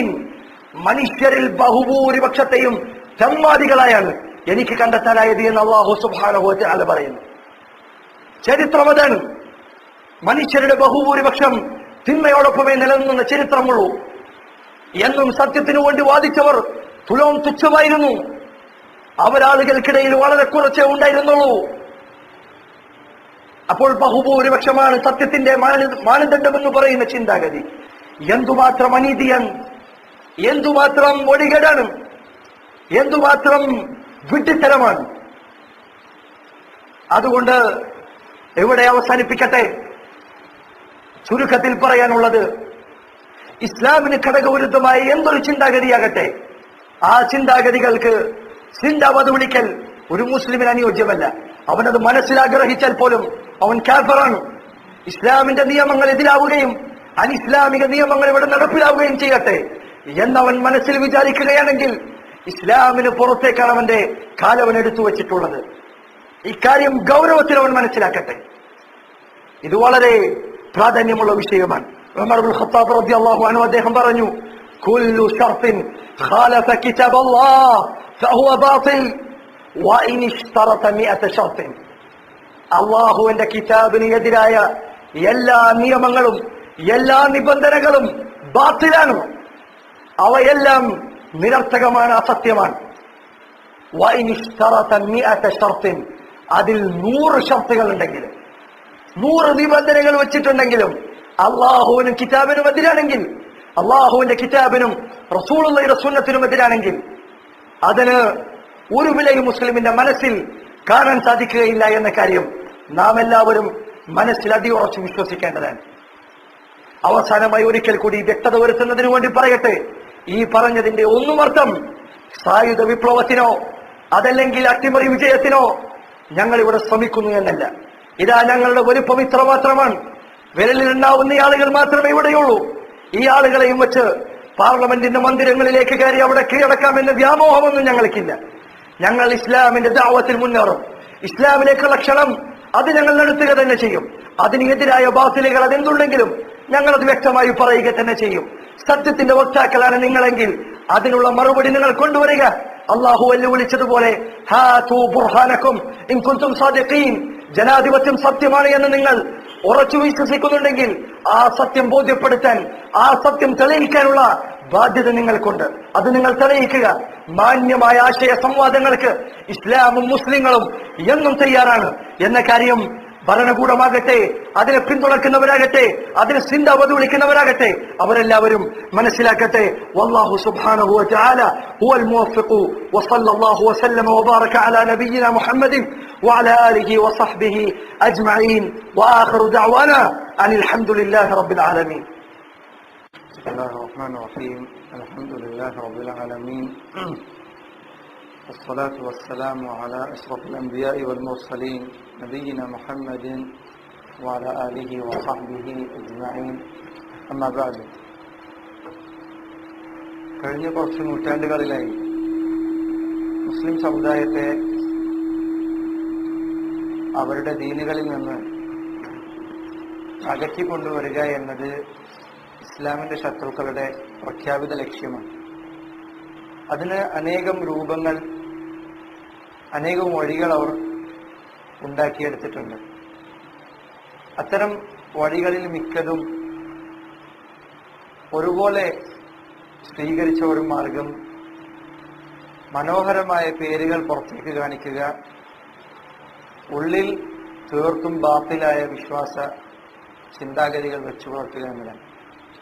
ഉദാഹരണത്തിന് മതേതരത്വം, അതല്ലെങ്കിൽ അത്തഖാറുബു ബൈനൽ അദിയാൻ, മതസാഹോദര്യം, മതങ്ങൾ തമ്മിൽ അടുക്കുക, ഇങ്ങനെയുള്ള ചിന്താഗതികൾ നല്ല നല്ല പേരുകളിട്ട് പുറത്തേക്ക് കൊണ്ടുവരികയും മുസ്ലിങ്ങൾക്ക് മുന്നിൽ എന്താ പറയാ, വളരെ ചീഞ്ഞളിഞ്ഞ ഒരു സാധനം നമ്മൾ അലങ്കരിച്ച ഒരു മുട്ടായി പൊതിയിൽ കൊണ്ടുപോയി കൊടുത്താൽ എങ്ങനെ ഉണ്ടാകും? അതുപോലെ ഇസ്ലാമിന് മുസ്ലിങ്ങൾക്ക് മുന്നിൽ ഇത്തരം കാര്യങ്ങൾ അവതരിപ്പിക്കുക എന്നത് യഹൂദരുടെയും നസ്രാനികളുടെയും തന്ത്രങ്ങളിൽപ്പെട്ടതാണ്. ഇസ്ലാമിന് ഘടകവിരുദ്ധമായ കാര്യങ്ങൾ വളരെ രസകരമായ പേരുകളിൽ, ആകർഷകമായ പേരുകളിൽ അവതരിപ്പിക്കുക എന്നാണ്. അതിന്റെ ഭാഗമായാണ് ഈ പല ചിന്താഗതികളും. ഉദാഹരണത്തിന് മനുഷ്യാവകാശം, അൽ ഇൻസാനിയ എന്ന പേരിൽ അവതരിപ്പിക്കപ്പെട്ട കാര്യം. ദക്കർ അബൂ സൈദിനെ പോലെയുള്ള പണ്ഡിതന്മാർ പറഞ്ഞത് അൽ ഇൻസാനിയത്തു കലിമത്തുൻ മാ സുനിയ എന്നാണ്. തീർത്തും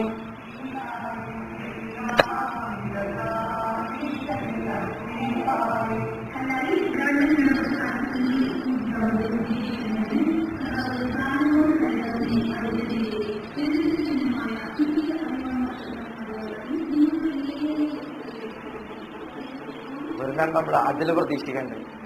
ഇങ്ങനത്തെ ആളുകളിലാണ് നമ്മൾ നീതി പ്രതീക്ഷിക്കേണ്ടത്. അതന്നെ ഏറ്റവും വലിയ വിഡിത്താണ്. അയ്യോ, അപ്പോൾ ഇൻസാനിയ എന്ന വാക്ക്, മനുഷ്യാവകാശം എന്ന വാക്ക്, ഇന്ന് നിങ്ങൾ നോക്കൂ, മനുഷ്യാവകാശം എന്ന പേരിലാണ് മിക്ക കുഫ്റും അവർ ആളുകൾക്കിടയിൽ അടിച്ചേൽപ്പിക്കുന്നത്. ഉദാഹരണത്തിന് കുഫ്റായ ചിന്താഗതികൾ സ്കൂളുകൾ പഠിപ്പിക്കണം. അതിനവർ കൊണ്ടുവന്ന രീതിയാണ് കുട്ടികളുടെ അവകാശമാണ് പഠനം. അപ്പൊ നിർബന്ധം സ്കൂളിലേക്ക് പറഞ്ഞില്ല, വാപ്പാനെ ഉമ്മാനെ എന്ത് പിടിച്ച് ജയിലിൽ കൊണ്ടുവരും. കാരണം എന്താ, കുട്ടിന്റെ അവകാശമാണ്, മനുഷ്യാവകാശമാണ് പഠിക്കുക എന്ന്. മനുഷ്യാവകാശം എന്ന ചിന്താഗതി അവർ കൊണ്ടുവന്നത് തന്നെ ഇതിനാണ്. കുഫറിന്റെ ചിന്താഗതികൾ മുസ്ലിങ്ങളുടെ മനസ്സുകളിലേക്ക് കുത്തിവെക്കുക എന്നത്. സ്ത്രീകളുടെ അവകാശമാണ് ഭർത്താവ് രണ്ട് കെട്ടാതിരിക്കുക എന്നുള്ളത്. എന്താണ് അവരതുകൊണ്ട് ഉദ്ദേശിക്കുന്നത്? ഇസ്ലാമിന് നേർ വിപരീതമായ കാര്യങ്ങൾ കൊണ്ടുവരാനുള്ളതാണ്. സ്ത്രീയുടെ അവകാശമാണ് തോന്നിയ പുരുഷനോടൊപ്പം ഉഭയകക്ഷി സമ്മതപ്രകാരം പരസ്പരം ബന്ധത്തിൽ ഏർപ്പെടുക എന്നത് കുറ്റമല്ല. അത് ആരുടെ അവകാശമാണ്? മനുഷ്യന്റെ അവകാശമാണ്.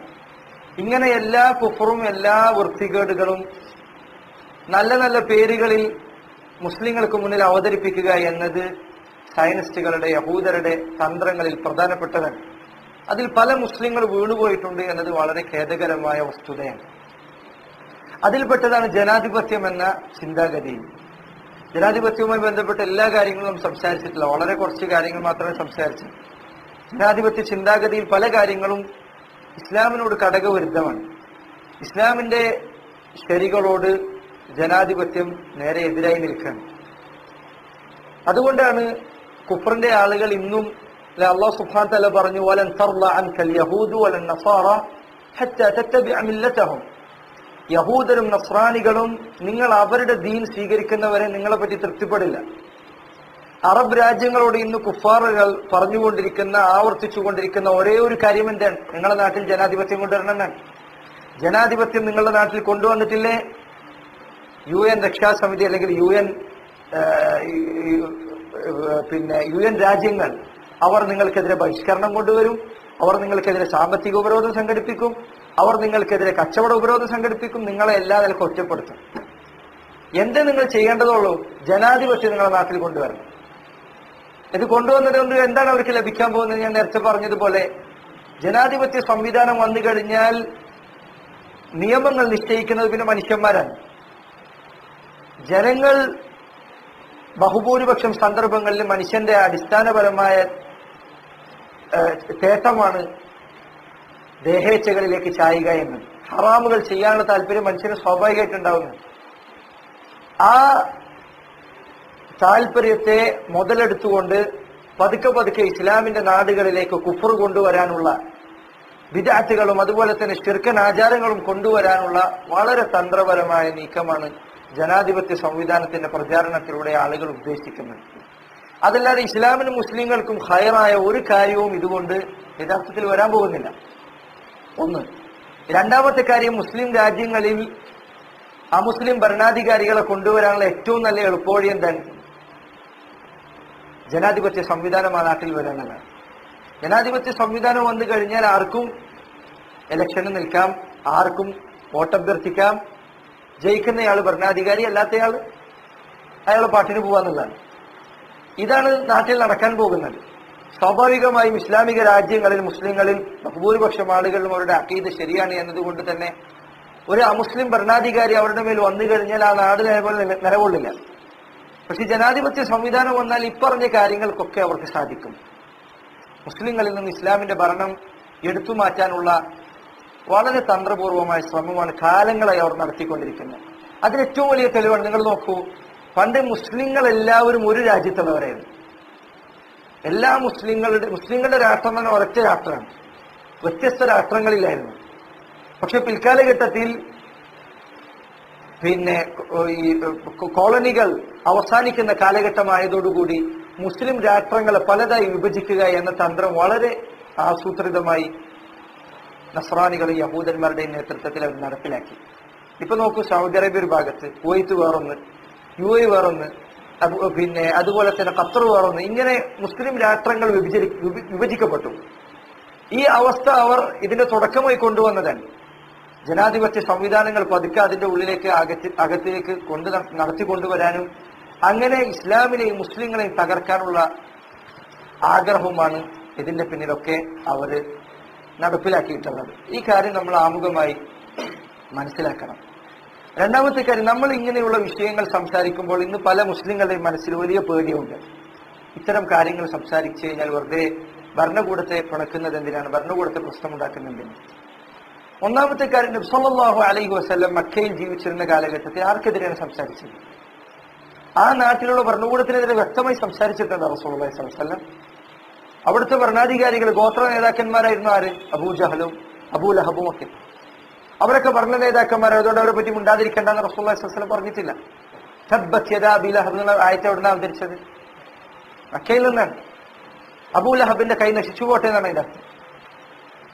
അപ്പോൾ ഭരണാധികാരികൾക്കെതിരെ, കുഫറിന്റെ നാട്ടിലുള്ള ഭരണാധികാരികൾക്ക് ഒന്നും സംസാരിക്കാൻ പാടില്ല എന്ന ചിന്താഗതി ഒരിക്കലും ഇസ്ലാം പറഞ്ഞ കാര്യമല്ല. അവരുടെ അടുത്തുള്ള അനീതി വ്യക്തമായി സംസാരിക്കേണ്ടതുണ്ട്. ഇസ്ലാമിന് എന്താണ് ഈ രംഗത്ത് പറഞ്ഞു കൊടുക്കാനുള്ളത്, ഇസ്ലാമിന് എന്താണ് ഈ രംഗത്ത് നിങ്ങൾക്ക് നൽകാനുള്ളത് എന്ന് ജനങ്ങളെ ബോധ്യപ്പെടുത്തണമെങ്കിൽ കാര്യം വ്യക്തമായി സംസാരിക്കുക തന്നെ വേണം, അല്ലേ? കുഫറിന്റെ ആളുകൾക്കെതിരെ സംസാരിച്ചത് കൊണ്ട് നബി സല്ലല്ലാഹു അലൈഹി വസല്ലമയും സഹാബികളെയും ഒരു വർഷത്തോളം അവർ ഷഅബ് അബി താലിബിൽ കൊണ്ടുപോയി ബഹിഷ്കരിച്ചിട്ടുണ്ട്. നിങ്ങൾ കേട്ടിട്ടുണ്ടാവും ചരിത്രം. നബി സല്ലല്ലാഹു അലൈഹി വസല്ലം സഹാബികളും ഇല മാത്രം തിന്ന് അവസാനം ആടിനെ പോലെ കത്തിക്കാറുണ്ടായിരുന്നു എന്ന് ഹദീസുകൾ വന്നിട്ടുണ്ട്. എന്തുകൊണ്ടാണ് അവർക്കത് സംഭവിച്ചത്? നാട് അവരെ ബഹിഷ്കരിക്കാൻ. അപ്പൊ ഇതൊക്കെ അവർക്ക് സംഭവിച്ചിട്ടുണ്ട്. അതൊന്നും അവരെ ഇസ്ലാമിക ദഅവത്തിൽ നിന്ന് തടഞ്ഞു നിർത്തിയിട്ടില്ല. നമ്മളിൽ പലരും ഇത്തരം കാര്യങ്ങളൊന്നും മിണ്ടാനേ പാടില്ല ഇന്നത്തെ നാട്ടിൽ എന്ന് പറയുന്നത് യഥാർത്ഥത്തിൽ ഷർറിനെ കുറിച്ച് മിണ്ടാതിരിക്കലാണ്. അംറു ബിൽ മഅറൂഫ് നഹ്യുൻ അനിൽ മുൻകർ എന്ന വലിയ അടിസ്ഥാനപരമായ ഇസ്ലാമിന്റെ അസ്ലിൽ നിന്നുള്ള പിന്മാറ്റമാണ് യഥാർത്ഥത്തിൽ ഇത്തരം കാര്യങ്ങളെ കുറിച്ച് തീർത്തും സംസാരിക്കാതിരുന്നു കഴിഞ്ഞാൽ സംഭവിക്കാൻ പോകുന്നത്. അപ്പൊ അതുകൊണ്ട് മറ്റ് ജനാധിപത്യ രാഷ്ട്രങ്ങളിലൊക്കെ, ഉദാഹരണത്തിന് ലണ്ടനിലും മറ്റു ബ്രിട്ടനിലൊക്കെ വളരെ വ്യാപകമായി തന്നെ ജനാധിപത്യത്തിനെതിരെയുള്ള പാംഫ്ലെറ്റുകളും പുസ്തകങ്ങളും അവർ പരസ്യമായി തന്നെ വിതരണം ചെയ്യാറുണ്ട്. അത് ഭരണഘടനയ്ക്ക് വിരുദ്ധമായ കാര്യവുമല്ല. അതാണ് ഏറ്റവും രസകരമായ കാര്യം. ഭരണഘടനയ്ക്കോ ഭരണകൂടത്തിനോ എതിരായ ഒരു കാര്യം നമ്മുടെ നാട്ടിലെ ഭരണകൂടം പറയുന്നതിന് എന്താണ്? തോന്നിയത് വിശ്വസിക്കാനാണ്. ഒരാൾക്ക് എന്തു വേണമെങ്കിലും വിശ്വസിക്കാം അല്ലെ? ഇപ്പൊ ഈ അടുത്ത് ഈ നാട്ടിന്റെ രാഷ്ട്രപതി എന്ന് ഈ നാട്ടിന്റെ അതായത് രാഷ്ട്രപിതാവ് എന്ന് വിശേഷിക്കപ്പെടുന്ന ആളെ പല ആളുകളും കൂട്ടമായി നിന്ന് ചീത്ത വിളിച്ചു. എന്തെങ്കിലും സംഭവിച്ചോ? ഒന്നും സംഭവിച്ചില്ല. കാരണം ഇത് ഈ നാട്ടിന്റെ പ്രഖ്യാപിതമായ നിലപാടാണ്. ഇവിടെ ആർക്കും എന്ത് സംസാരിക്കാന്നുള്ളത്. പ്രധാനമന്ത്രിയുടെ മൊത്തമൊക്കെ വേണമെങ്കിൽ കഴുത എന്ന് വിളിക്കാൻ പറ്റിയ അനുവാദമുള്ള നാടാണ്. ആ പറഞ്ഞ കാര്യം വലിയ സ്വാതന്ത്ര്യമാണ് എന്ന് മുസ്ലിങ്ങളിൽപ്പെട്ട ചില ആളുകൾ വാദിക്കുന്നുണ്ട്. അത് തെറ്റാണ്. നമ്മൾ ഒരിക്കലും പറയുന്നില്ല ഇങ്ങനൊരു അവസ്ഥ ഈ നാട്ടിൽ ഉണ്ടാവണം. ആർക്കും തോന്നിയത് സംസാരിക്കാൻ പറ്റുന്ന അവസ്ഥ ഒരു നാട്ടിലും ഉണ്ടാകാൻ പാടില്ല. സംസാരിക്കേണ്ടത് ആര് മാത്രമാണ്? ഹക്കിന്റെ ആളുകൾ മാത്രമാണ്. ഇവര് ചോദിക്കും, നമ്മുടെ നാട്ടിൽ നിങ്ങൾക്ക് ഇതൊക്കെ സ്വാതന്ത്ര്യം, നിങ്ങൾ സൗദി അറേബ്യയിൽ സംസാരിക്കാൻ സമ്മതിക്കും, അല്ലെങ്കിൽ ഇസ്ലാമിന്റെ നാട്ടിൽ നിങ്ങൾ സംസാരിക്കാൻ സമ്മതിക്കും? ഒരിക്കലും സമ്മതിക്കില്ല. ഇസ്ലാമിന്റെ നാടുകൾ ഒരിക്കലും കളവ് പറയാൻ നമ്മൾ അനുവദിക്കില്ല. അള്ളല്ലാത്തവരെ വിളിച്ചു പ്രാർത്ഥിക്കണം എന്ന് പറയാൻ ഒരിക്കലും ഇസ്ലാമിന്റെ നാട്ടിൽ അനുവാദം കൊടുക്കില്ല. കാരണം അത് ഏറ്റവും വലിയ കളവാണത്. അത് പറയാൻ ഇസ്ലാമിന്റെ നാട്ടിൽ എങ്ങനെ അനുവാദം കൊടുക്കാൻ പറ്റും? നിങ്ങളുടെ നാട്ടിലുള്ള ആളുകൾ, നിങ്ങളുടെ ഭരണകൂടം, ഇവിടുത്തെ ഇന്ത്യൻ ഭരണകൂടം അവർ അംഗീകരിച്ച കാര്യമാണ്. ഇവിടെ ഓരോ മനുഷ്യനും അവന് ഇഷ്ടമുള്ളത് വിശ്വസിക്കാനും അത് പ്രചരിപ്പിക്കാനുമുള്ള അവകാശമുണ്ട്. ഇപ്പൊ ഈ അടുത്ത് എന്തോ കോടതി എന്തോ പറഞ്ഞിരുന്നു, മാവോയിസ്റ്റ് ആയി എന്നതുകൊണ്ട് മാത്രം ഒരാളെ പിടിച്ചിട്ട് ജയിലാക്കാൻ പാടില്ല. കാരണം എന്താ? മാവോയിസ്റ്റിന് അയാൾക്ക് പറയാനുള്ള വിശ്വസിക്കാനുള്ള അവകാശമുണ്ട്. അപ്പൊ ആർക്കും എന്തും വിശ്വസിക്കാൻ അനുവാദമുള്ള ഒരു നാടാണിത്. അങ്ങനെ വിശ്വസിക്കാൻ അനുവാദം നൽകുക എന്നത് ശരിയാണ് എന്ന് ഞങ്ങൾ പറയുന്നില്ല. വിശ്വസിക്കാൻ അനുവാദം നൽകപ്പെടേണ്ടത് ഇസ്ലാമിൽ മാത്രമാണ്. ഒരാൾക്ക് അനുവാദം നൽകപ്പെടേണ്ട വിശ്വസിക്കാൻ ആകെ അനുവാദമുള്ളത് ഇസ്ലാമിൽ മാത്രമാണ്. കാരണം അതാണ് സത്യം. അതല്ലാത്ത എല്ലാം കളവാണ്. മറ്റുള്ളവയിലൊന്നും വിശ്വസിക്കപ്പെടാൻ അവകാശം കൊടുക്കാൻ പാടില്ല. പക്ഷെ ഈ നാട്ടിൽ അത് നിങ്ങൾ നൽകിയിട്ടുണ്ട്. അതുകൊണ്ട് തന്നെയാണ് മുസ്ലിങ്ങൾക്ക് ഈ നാട്ടിൽ നിൽക്കൽ അനുവദനീയമാകുന്നത്. ഈ നാട്ടിൽ ഇസ്ലാമിനെ കുറിച്ചും ഇസ്ലാമിനെതിരായ കാര്യത്തെക്കുറിച്ചും മിണ്ടാനുള്ള അവകാശമില്ലെങ്കിൽ മുസ്ലിങ്ങളുടെ മേൽ എന്ത് നിർബന്ധമാണ്? ഹിജറ നിർബന്ധമാണ്. അല്ലാഹു സുബ്ഹാനഹു വ തആല ഖുർആനിൽ പറഞ്ഞു, ഒരു വിഭാഗം ആളുകൾ അവരെ മലക്കുകൾ മരിപ്പിക്കുന്ന സമയത്ത് അവരോട് പറയും, നിങ്ങൾ എന്തുകൊണ്ട് മുഅ്മിനീങ്ങളായില്ല എന്ന് ചോദിച്ചാൽ അവർ പറയും, കുന്ന മുസ്തദഅഫീന ഫിൽ അർദ്, ഞങ്ങൾ ഭൂമിയിൽ അടിച്ചമർത്തപ്പെട്ടവരായിരുന്നു. അല്ലാഹു സുബ്ഹാനഹു വ തആല പറയുന്നു, മലക്കുകൾ അവരോട് ചോദിക്കും, അലം തകുൻ അർദുല്ലാഹി വാസിഅ ഫതുഹാജിറു ഫീഹ, അല്ലാഹുവിന്റെ ഭൂമി വിശാലമായിരുന്നില്ലേ, നിങ്ങൾക്ക് ഹിജ്റ പോയിക്കൂടായിരുന്നു? അപ്പൊ ഇസ്ലാമിന്റെ അടിസ്ഥാനങ്ങൾ അനുസരിച്ച് ജീവിക്കാനുള്ള അനുവാദം ഒരു നാട്ടിലില്ലെങ്കിൽ ആ നാട്ടിൽ നിന്ന് കുടുംബത്തെയാണെങ്കിൽ കുടുംബം, അതല്ലെങ്കിൽ സ്വത്താണെങ്കിൽ സ്വത്ത്, അത് ഉപേക്ഷിച്ച് നാട്ടിൽ നിന്ന് ഹിജ്റ പോകൽ നിർബന്ധമാണ്. ഇവിടെ അത് ഉണ്ട് എന്ന് നമ്മൾ വിചാരിക്കുന്നത് കൊണ്ടാണ് ഈ നാട്ടിൽ ഇസ്ലാം അനുസരിച്ച് ഇസ്ലാമിന് പ്രകടമായ കാര്യങ്ങൾ പുറത്തു പറയാനുള്ള അവകാശമുണ്ട് എന്ന് നിങ്ങൾക്ക് തോന്നുന്നുണ്ടെങ്കിൽ മാത്രമേ ഈ നാട്ടിൽ നിൽക്കൽ നിങ്ങൾക്ക് അനുവാദമുള്ളൂ. അല്ലെങ്കിൽ ഇവിടുന്ന് ഹിജ്റ പോകൽ നിർബന്ധമായ കാര്യമാണ്, വാജിബാണ്. യാതൊരു സംശയ കാര്യത്തിലില്ല. വ്യക്തമായ ഖുർആനിലെ ആയത്തുകൾ വന്ന വിഷയമാണ്. അപ്പൊ ഈ നാട്ടിൽ ഇസ്ലാമിന് എതിരായ കാര്യങ്ങളെ കുറിച്ച് സംസാരിക്കാനുള്ള അവകാശമുണ്ട്. ഇസ്ലാമിനെതിരായ കാര്യമാണ് ജനാധിപത്യമാകട്ടെ, അതല്ലെങ്കിൽ മതേതരത്വമാകട്ടെ, അതല്ലെങ്കിൽ സർവ്വമത സത്യവാദമാകട്ടെ, അതല്ലെങ്കിൽ മനുഷ്യാവകാശ ചിന്താഗതികൾ എന്ന പേരിൽ പുതിയതായി ആളുകൾ കൊണ്ടുവന്നിട്ടുള്ള ചിന്താഗതികളാകട്ടെ, ഇതൊന്നും ഇസ്ലാമിന് അനുയോജ്യമായ കാര്യങ്ങളല്ല. അത് തുറന്നു പ്രഖ്യാപിക്കുക എന്നതൊരു മുസ്ലിം എന്ന നിലക്ക് നമ്മുടെ മേൽ ബാധ്യതയായ കാര്യമാണ്. അതുകൊണ്ടാണ് ഇത്രയും സംസാരിച്ചത്. രണ്ടാമത്തെ കാര്യം. മൂന്നാമതായി പറയാനുള്ളത്, ജനാധിപത്യം കുഫ്റാണ് എന്ന കാര്യം നമ്മൾ മനസ്സിലാക്കി. അത് അഖീദപരമായ ഒരു വിഷയമാണ്.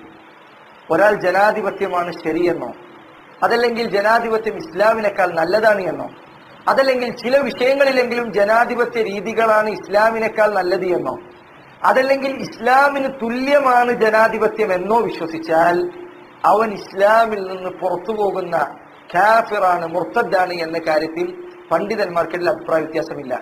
ആ കാര്യം ഇജ്മാ ഉള്ള വിഷയമാണ്. നവാഖിദുൽ ഇസ്ലാമിൽ ഷെയ്ഖ് മുഹമ്മദ് ബിൻ അബ്ദുൽ വഹാബ് റഹിമഹുല്ലാഹ് അദ്ദേഹം ഇസ്ലാമിൽ നിന്ന് പുറത്തു പോകുന്ന കാര്യങ്ങളിൽ ഒന്നായി എണ്ണിയത് من اعتقد أن هدي غير النبي صلى الله عليه وسلم أحسن من هديه أو أن هديه أكمل من هديه.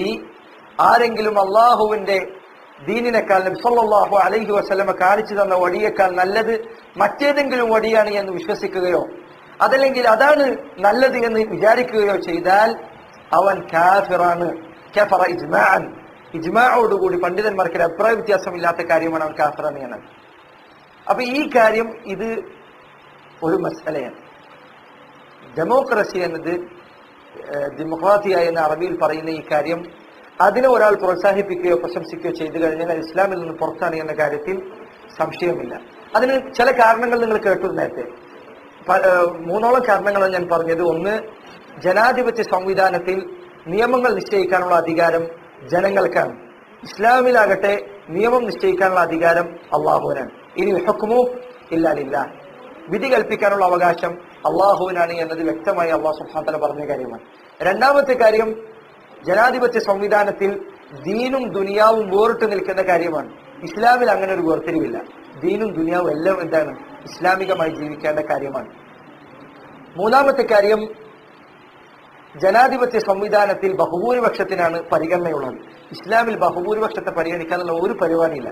വ്യക്തമായി നിങ്ങൾക്കത് മനസ്സിലാക്കണമെങ്കിൽ ഹുദൈബിയ സന്ധിയിൽ എന്താണ് സംഭവിച്ചത് എന്ന ചരിത്രം മാത്രം നിങ്ങൾ വായിച്ചാൽ മതി.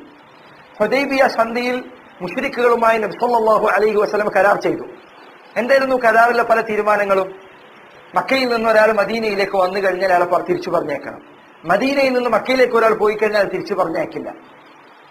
പ്രത്യക്ഷമായി ഇസ്ലാമിനും മുസ്ലിങ്ങൾക്കും എതിരായ പല തീരുമാനങ്ങളും അതിലുണ്ടായിരുന്നു. അതുകൊണ്ട് തന്നെ പ്രത്യക്ഷത്തിൽ, എന്നാൽ യഥാർത്ഥത്തിൽ അത് മുസ്ലിങ്ങൾക്ക് വിജയമായിരുന്നു. പ്രത്യക്ഷമായി ഇങ്ങനെ ചില നിയമങ്ങൾ അതിലുണ്ടായി എന്നതുകൊണ്ട് തന്നെ സഹാബികളിൽ ബഹുഭൂരിപക്ഷവും, അങ്ങനെയും പറഞ്ഞാൽ പോരാ, അബൂബക്കർ സിദ്ദീഖ് അല്ലാത്ത മറ്റെല്ലാ സഹാബികളും നബി സല്ലല്ലാഹു അലൈഹി വസല്ലമയുടെ തീരുമാനത്തിൽ അതൃപ്തിയുള്ളവരായിരുന്നു. ഏതുവരെ? ഉമർ ഇബ്നുൽ ഖത്താബ് റളിയല്ലാഹു അൻഹു റസൂലുള്ളാഹി സ്വല്ലല്ലാഹു അലൈഹി വസല്ലമയുടെ അടുക്കൽ വന്നിട്ട് പറഞ്ഞു, അള്ളാഹുവിന്റെ റസൂലെ, അങ്ങ് ശരിക്കും അള്ളാഹിന്റെ റസൂൽ തന്നെയല്ലേ? അള്ളാഹുവിന്റെ റസൂലെ, ഇസ്ലാം ശരിക്കും അള്ളാഹുവിന്റെ ദീൻ തന്നെയല്ലേ? അള്ളാഹുവിന്റെ റസൂലെ, ഇസ്ലാം തന്നെയല്ലേ ശരി? അള്ളാഹുവിന്റെ റസൂലെ, ഇസ്ലാം ശരിയും ഞങ്ങൾ മുസ്ലിങ്ങളും ഞങ്ങൾ ശരിയുടെ ആളുകളും മുശ്രിക്കുകൾ തെറ്റിന്റെ ആളുകളും അവർ നരകത്തിലുമല്ലേ?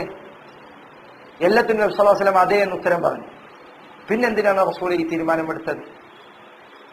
സഹാബികളിൽ പ്രമുഖനായ ഉമർ ഇബ്നുൽ ഖത്താബ് പോലും ആ സന്ദർഭത്തിൽ എന്ത് പറഞ്ഞു? റസൂലുള്ളാഹി സ്വല്ലല്ലാഹു അലൈഹി വസല്ലമയോട് ചെറിയ അതൃപ്തി പ്രകടിപ്പിച്ചു. അവസാനം ഇവർ ഉംറയ്ക്കും വേണ്ടി പുറപ്പെട്ട ആളുകളാണ്. മക്കയിൽ ഉംറ ചെയ്യാൻ വേണ്ടി, ഹറമിൽ നിന്ന് ഉംറ ചെയ്യാൻ വേണ്ടി മദീനയിൽ നിന്ന് പുറപ്പെട്ട ആളുകളാണ് നബി സല്ലല്ലാഹു അലൈഹി വസല്ലമയും സംഘവും. അങ്ങനെ ഹുദൈബിയയിൽ വെച്ച് റസൂലുള്ളാഹി സ്വല്ലല്ലാഹു അലൈഹി വസല്ലം സഹാബികളോട് പറഞ്ഞു, നിങ്ങളെല്ലാവരും ഇവിടുന്ന് തിരിച്ചു പോകണം. ഇത്തവണത്തെ സന്ധിയിൽ, ഹുദൈബിയ സന്ധിയിൽ തീരുമാനമായിട്ടുള്ളത് ഇപ്രാവശ്യം എന്തില്ല, ഉംറ ചെയ്യാൻ പറ്റില്ല, അടുത്ത പ്രാവശ്യം ഉംറ ചെയ്യാമെന്നാൽ. അതുകൊണ്ട് നമ്മൾ ഇവിടെ നിന്ന് തിരിച്ചു പോവുകയാണ്. ഉംറയുടെ ഭാഗമായി ചെയ്യേണ്ട കാര്യമാണ് തലവടിക്കുക എന്നുള്ളത്. അതുകൊണ്ട് നിങ്ങളെല്ലാവരും തലവടിക്കണം. സഹാബികൾ ഒരാൾ എഴുന്നേറ്റില്ല. നബി സല്ലല്ലാഹു അലൈഹി വസല്ലം രണ്ടാമതും പറഞ്ഞു, അവരൊന്നും ചെയ്തില്ല. മൂന്നാമത് റസൂലുള്ളാഹി സ്വല്ലല്ലാഹു അലൈഹി വസല്ലം പറഞ്ഞു, അവർ കേട്ടില്ല. സഹാബികൾ ആരും തലവടിച്ചില്ല. കാരണം അത്രമാത്രം അവർ വിഷമിച്ചിരുന്നു.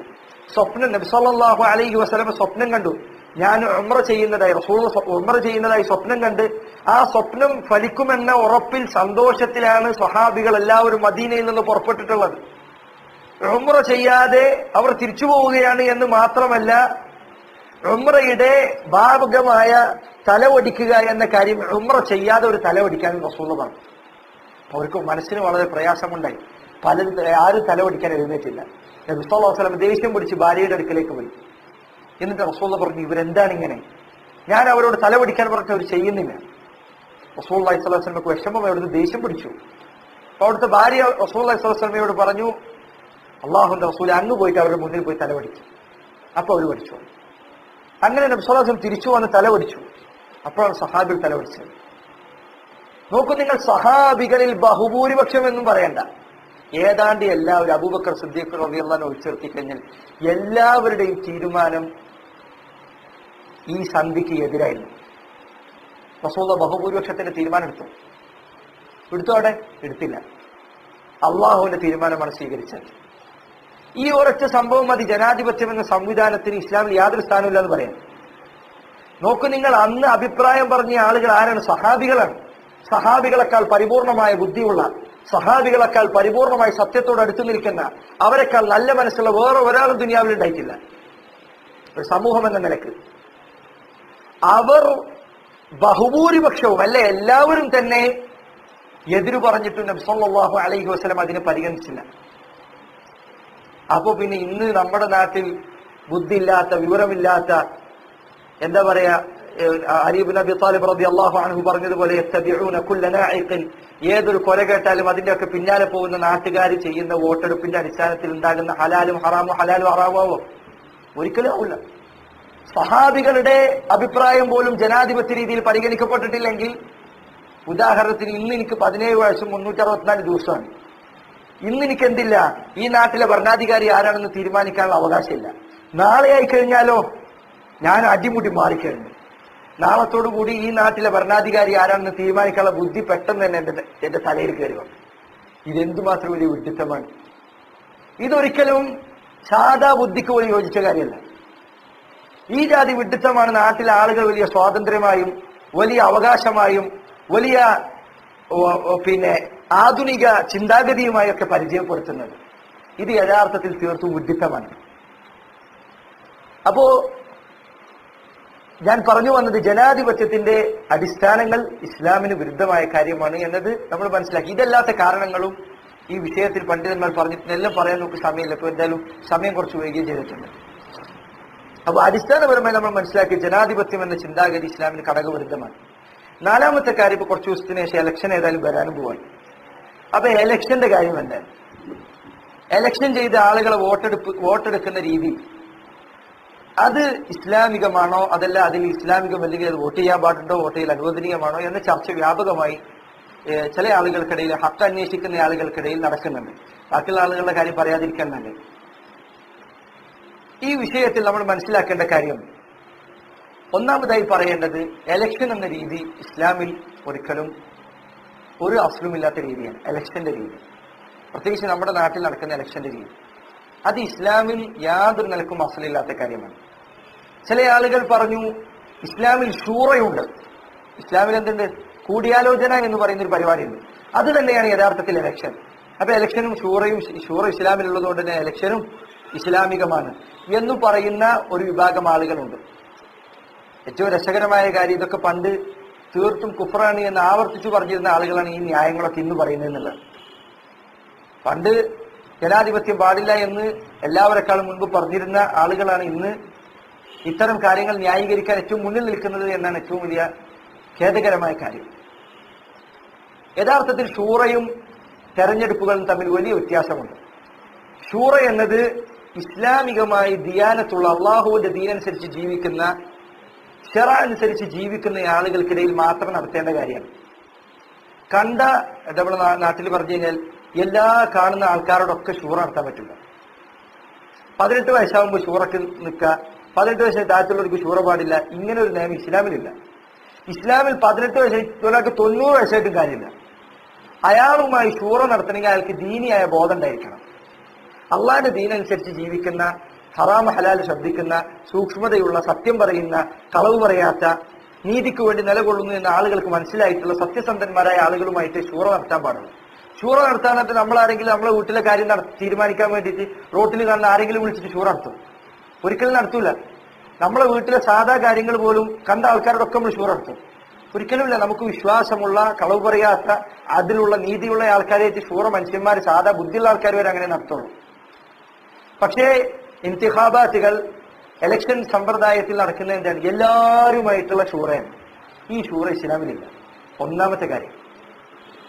അപ്പൊ ഷൂറയും ഇന്തിഖാബാത്തും, ഷൂറയും കൂടിയാലോചനയും എലക്ഷനും തമ്മിൽ യാതൊരു ബന്ധമില്ല. ഇനി രണ്ടാമത്തെ കാര്യം, ഷൂറ എന്നത് ഒരിക്കലും ഇസ്ലാമിന്റെ വലയത്തിൽ നിന്ന് പുറത്തു കടന്നിട്ടുള്ള ഷൂറകൾ ഇസ്ലാമിലില്ല. അതേ ഉദാഹരണത്തിന് കുറച്ച് ആൾക്കാർ ഷൂറ കൂടെ നമുക്ക് വ്യഭിചാരം ഹലാലാണോ ഹറാമാണോ ഒന്ന് ആ കൂടിയാലോചിച്ച് ചിന്തിക്കണം എന്ന് പറയാൻ പറ്റുമോ? ഒരിക്കലുമില്ല. വ്യഭിചാരം ഹറാമാണ്, അത് ഖുർആൻ പറഞ്ഞാണെങ്കിൽ അതിലൊരു കൂടിയാലോചനയ്ക്ക് അവകാശമില്ല. അതേസമയം ജനാധിപത്യ സംവിധാനത്തിൽ നടക്കുന്ന ഇലക്ഷനുകളിൽ എന്താ സംഭവിക്കുന്നത്? അള്ളാഹ് ഹലാലാക്കിയത് ആൾക്കാരെ ഹറാമാക്കും. അള്ളാഹ് ഹറാമാക്കി ഇന്നലെ അവരെ ഹറാമായത് ഇന്ന് ഹലാലായി. ഇവരിപ്പോ പറയുന്നത് പിന്നെ സ്വർഗരതി അത് മനുഷ്യാവകാശമാണ് എന്നാണ്. ആയിക്കോട്ടെ, അപ്പൊ ഇത്രയും കാലം നിങ്ങൾ കൊണ്ടുപോയിട്ട് സ്വർഗരതിയുടെ പേര് ജയിലിൽ പിടിച്ചിട്ട് ആൾക്കാരൊക്കെ അപ്പൊ മനുഷ്യാവകാശം ഇല്ലാത്ത കിട്ടാത്ത ആൾക്കാരാണ്. മനുഷ്യാവകാശം എങ്ങനെയാണ് മാറിമറിയുന്നത്? ഇതെങ്ങനെയാണ് ഇന്നലെ മനുഷ്യാവകാശമായത് ഇന്ന് മനുഷ്യാവകാശ ലംഘനമാകുന്നത്? അപ്പൊ ഒരിക്കലും ഇതിനൊരു ബാധിച്ചൂടെ ഇല്ല, ഇതിനൊരു കൃത്യമായ മാനദണ്ഡമില്ല. എന്തൊക്കെ ചർച്ച ചെയ്യാം, എന്തൊക്കെ ചർച്ച ചെയ്യാൻ പറ്റില്ല, അതൊന്നും ജനാധിപത്യ രീതിയിൽ നടക്കുന്ന ഇലക്ഷനുകൾക്കില്ല. ഇസ്ലാമിലെ ഷൂറ എന്ന് പറഞ്ഞാൽ അള്ളാഹുവിന്റെ ദീനിന്റെ ഉള്ളിൽ ഒതുങ്ങി നിൽക്കുന്ന കാര്യങ്ങളിൽ മാത്രമേ ഷൂറയുള്ളൂ.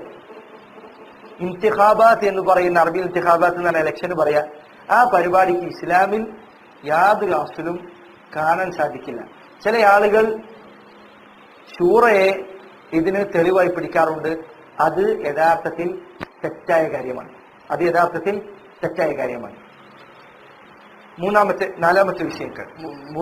നാലാമത്തെ കാര്യം നമ്മൾ പറഞ്ഞു. അതായത് ഇന്തിഖാബാത്തുകൾ എന്നത്, തെരഞ്ഞെടുപ്പുകൾ എന്നത്, ഓരോ നിങ്ങൾ ഒരു പോയിന്റായി മനസ്സിലാക്കി വെക്കണം നന്നാവും. തെരഞ്ഞെടുപ്പുകൾ എന്നത് ഇസ്ലാമികമല്ല. തെരഞ്ഞെടുപ്പിന് ഇസ്ലാമിൽ യാതൊരു അടിസ്ഥാനവുമില്ല. ഷൂറ വേറെയാണ്, തെരഞ്ഞെടുപ്പ് വേറെയാണ്. നാലാമത്തെ കാര്യം. ശരി. അഞ്ചാമത്തെ കാര്യം, ഒരാള് അനിസ്ലാമിക നാട്ടിൽ ജീവിക്കുന്ന ഒരു മനുഷ്യന് അവിടെയുള്ള അനിസ്ലാമിക രീതികളിൽ ഭാഗവാക്കാവാനും അത്തരം ചിന്താഗതികളിൽ സപ്പോർട്ട് ചെയ്യാനും അതിലെ ഉദാഹരണത്തിന് ഇലക്ഷന് സ്ഥാനാർത്ഥിയായി നിന്ന് മത്സരിക്കാനും ഒക്കെ അനുവാദമുണ്ടോ? അതായത് ഒരു കുഫ്രൻ ചിന്താഗതി നാട്ടിലുണ്ട്, അയാൾക്കത് മാറ്റാൻ പറ്റൂല. ഇവിടെ ഇപ്പോൾ ജനാധിപത്യം ഉണ്ട്, ഇവിടെ ആർക്കും ജനാധിപത്യ സംവിധാനം പെട്ടെന്ന് തന്നെ ഇന്ന് ഒരു രാവിലെ എഴുന്നേൽക്കുമ്പോഴത്തേക്ക് അത് മാറ്റിയെടുക്കാൻ പറ്റില്ല. ഇപ്പൊ ജനാധിപത്യ സംവിധാനം ഇവിടെ നിലനിൽക്കുന്നുണ്ട്. ഈ സംവിധാനം ഇവിടെ നിലനിൽക്കുന്ന സന്ദർഭത്തിൽ ഇതിന്റെ ഉള്ളിൽ കയറി നിന്ന് ഈ സംവിധാനത്തിൽ പണിയെടുക്കാനും ആ വിധികൾ കൊണ്ട്, അവരുടെ ഭരണഘടന കൊണ്ട് വിധിക്കാനുമുള്ള അനുവാദം മുസ്ലിമിനുണ്ടോ? അതിപ്പോ ഉദാഹരണത്തിന് വക്കീൽ പണി ചെയ്യാൻ പറ്റുമോ? അതുപോലെ തന്നെ സ്ഥാനാർത്ഥിയായി പാർലമെന്റിന്റെ ഉള്ളിൽ കയറി ചെന്ന് സ്ഥാനാർത്ഥിയായി മത്സരിക്കാൻ പറ്റുമോ എന്നിത്യാദി കാര്യങ്ങൾ. ഇതിന് കാര്യമായ ആളുകൾ തെളിവ് പിടിക്കുന്ന ഒന്ന് യൂസുഫ് നബിയുടെ സംഭവമാണ്. യഥാർത്ഥത്തിൽ യൂസുഫ് നബി അലൈഹി സ്വലാത്തു വസ്സലാം, നിങ്ങൾക്കറിയാലോ അല്ലെ, യൂസുഫ് നബി അലൈഹി സ്വലാം ഈജിപ്തിലുള്ള കാഫിറായ ഭരണാധികാരിയുടെ കീഴിൽ മന്ത്രിയായി പണിയെടുത്തിട്ടുണ്ട്. അപ്പൊ ആളുകൾ പറയുന്നു, കുഫറൻ ഭരണകൂടത്തിന്റെ കീഴിൽ ഒരാൾക്ക് സ്ഥാനാർത്ഥിയായി അതല്ലെങ്കിൽ മന്ത്രിയായി പണിയെടുക്കാം. കാരണം എന്താണ്? യൂസുഫ് നബി അലൈഹി സ്വലാത്തു വസ്സലാം പണിയെടുത്തിട്ടുണ്ട്. യഥാർത്ഥത്തിൽ യൂസുഫ് നബി അലൈഹി സ്വലാത്തു വസ്സലാമയുടെ സംഭവം ഇവർക്ക് നേരെ എതിരാണ്. ഇവർ പറയുന്ന കാര്യങ്ങൾക്ക് കടകവിരുദ്ധമാണ് യൂസുഫ് നബിയുടെ സംഭവം. നിങ്ങളെല്ലാവരും യൂസുഫ് നബിയുടെ സംഭവം കഥ വായിച്ചിട്ടുണ്ടാവുമെന്നാണ് ഞാൻ മനസ്സിലാക്കുന്നത്. എന്നാലും കഥ ഒന്നുകൂടി ഞാൻ പറയാം. യൂസുഫ് നബി അലൈഹി സ്വലാത്തു വസ്സലാം അദ്ദേഹത്തെ തന്റെ സഹോദരന്മാർ കൊണ്ടുപോയിട്ട് പൊട്ടക്കറ്റിൽ കൊണ്ടുവിട്ടു. അവിടുന്ന് കുറച്ചാളുകൾ പിടിച്ചു കൊണ്ടുപോയി അടിമച്ചന്തയിൽ വിറ്റു.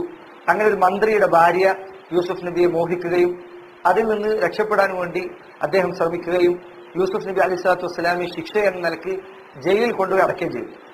ജയിൽ കൊണ്ടുപോയി അടച്ച സമയത്ത് ഒപ്പമുണ്ടായിരുന്ന ഒരു മനുഷ്യൻ, അയാൾ പിൽക്കാലഘട്ടത്തിൽ രാജാവിന്റെ വളരെ അടുത്തയാളായി.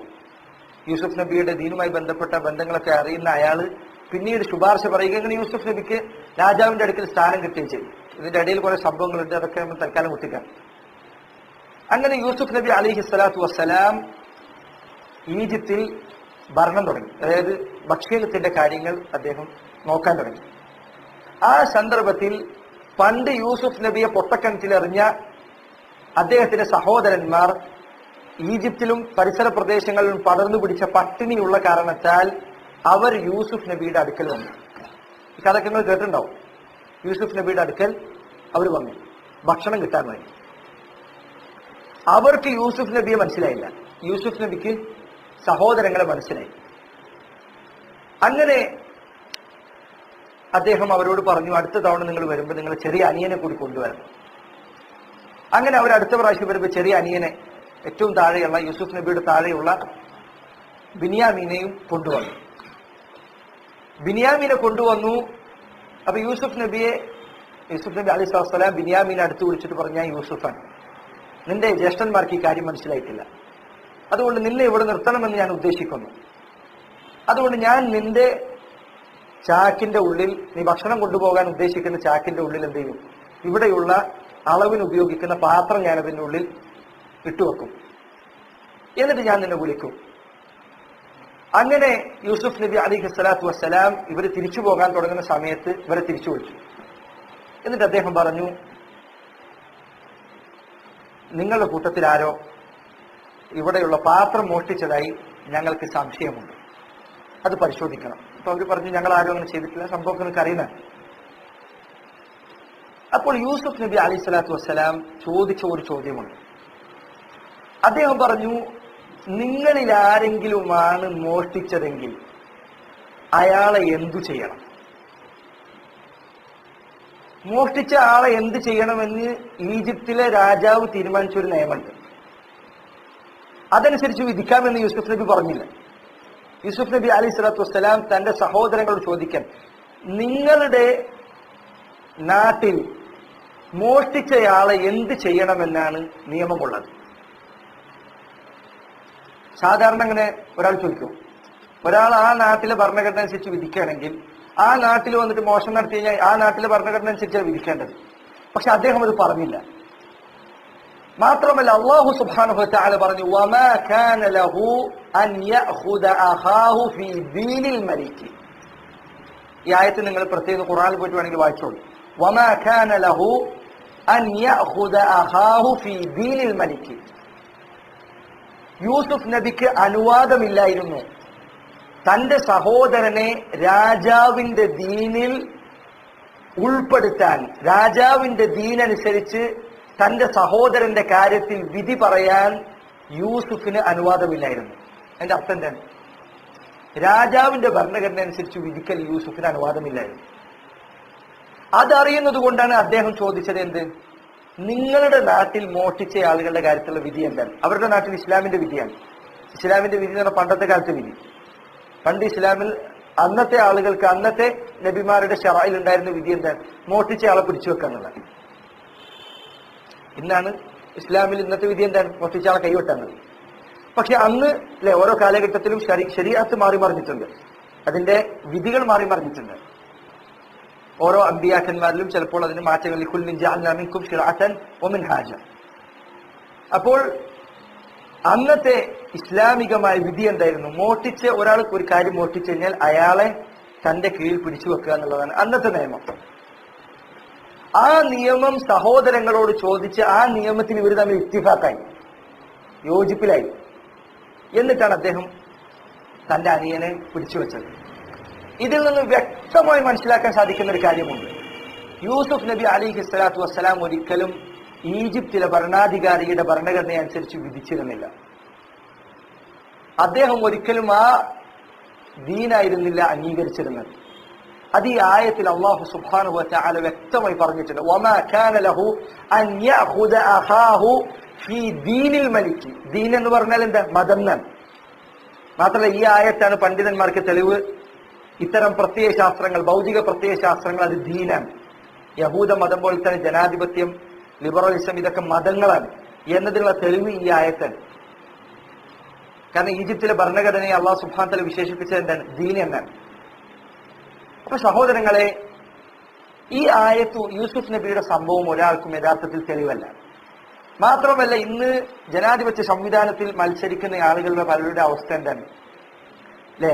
ആളുകൾ പറയും, പാർലമെന്റിൽ പോയി കഴിഞ്ഞാൽ എന്താ സത്യപ്രതിജ്ഞ ചെയ്യുമ്പോൾ എന്താ പറയാ? ഈ പരിശുദ്ധമായ ഗേഹത്തിൽ പിന്നെ ദൈവനാമത്തിൽ ഞാനിതാ സാക്ഷ്യം പറയുന്നു എന്ന് പറഞ്ഞിട്ടാണ് തുടങ്ങലന്നെ.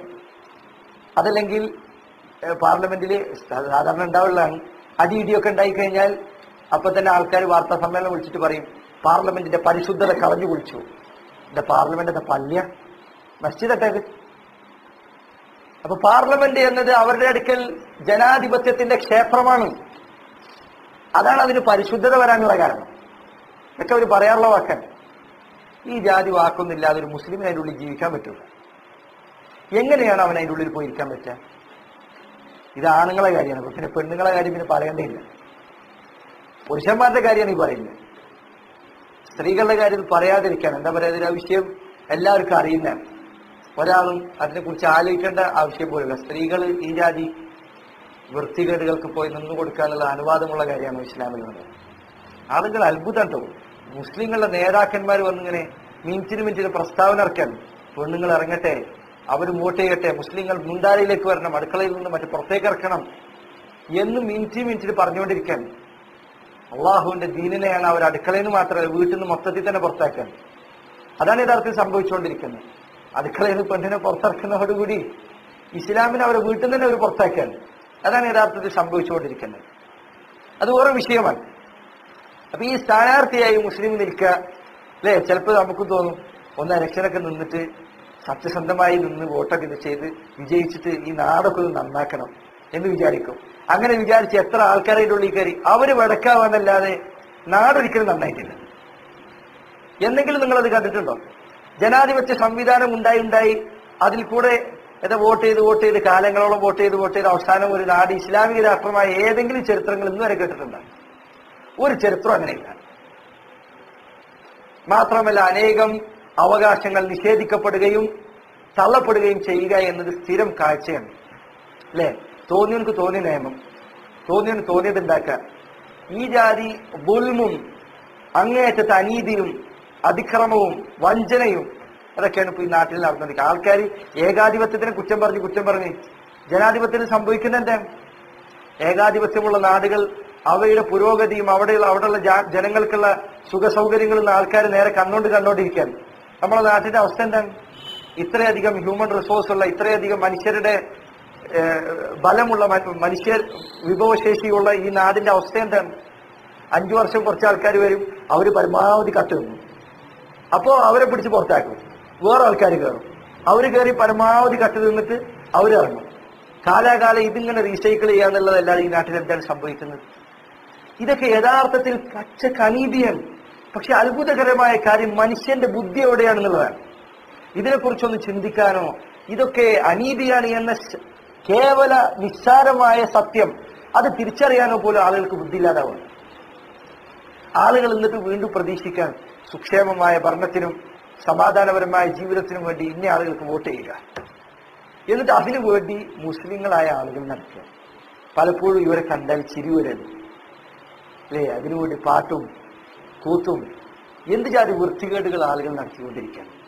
ഇതൊക്കെ സാധാ ബുദ്ധിയുള്ള മനുഷ്യനെ സംബന്ധിച്ചിടത്തോളം ഏറ്റവും വളരെ ലളിതമായ സത്യങ്ങളിൽപ്പെട്ടതാണ്. പക്ഷെ ഇതൊക്കെ ആരെങ്കിലും പറഞ്ഞു കഴിഞ്ഞാലോ ആൾക്കാരെല്ലാവരും കൂടി സോഷ്യൽ മീഡിയ എന്താ അയാൾ പറഞ്ഞത് എന്ന് പറഞ്ഞ് ഒച്ചയുണ്ടാക്കുക എന്നല്ലാതെ ആ പറഞ്ഞുള്ള മറുപടി ആരെങ്കിലും പറയും?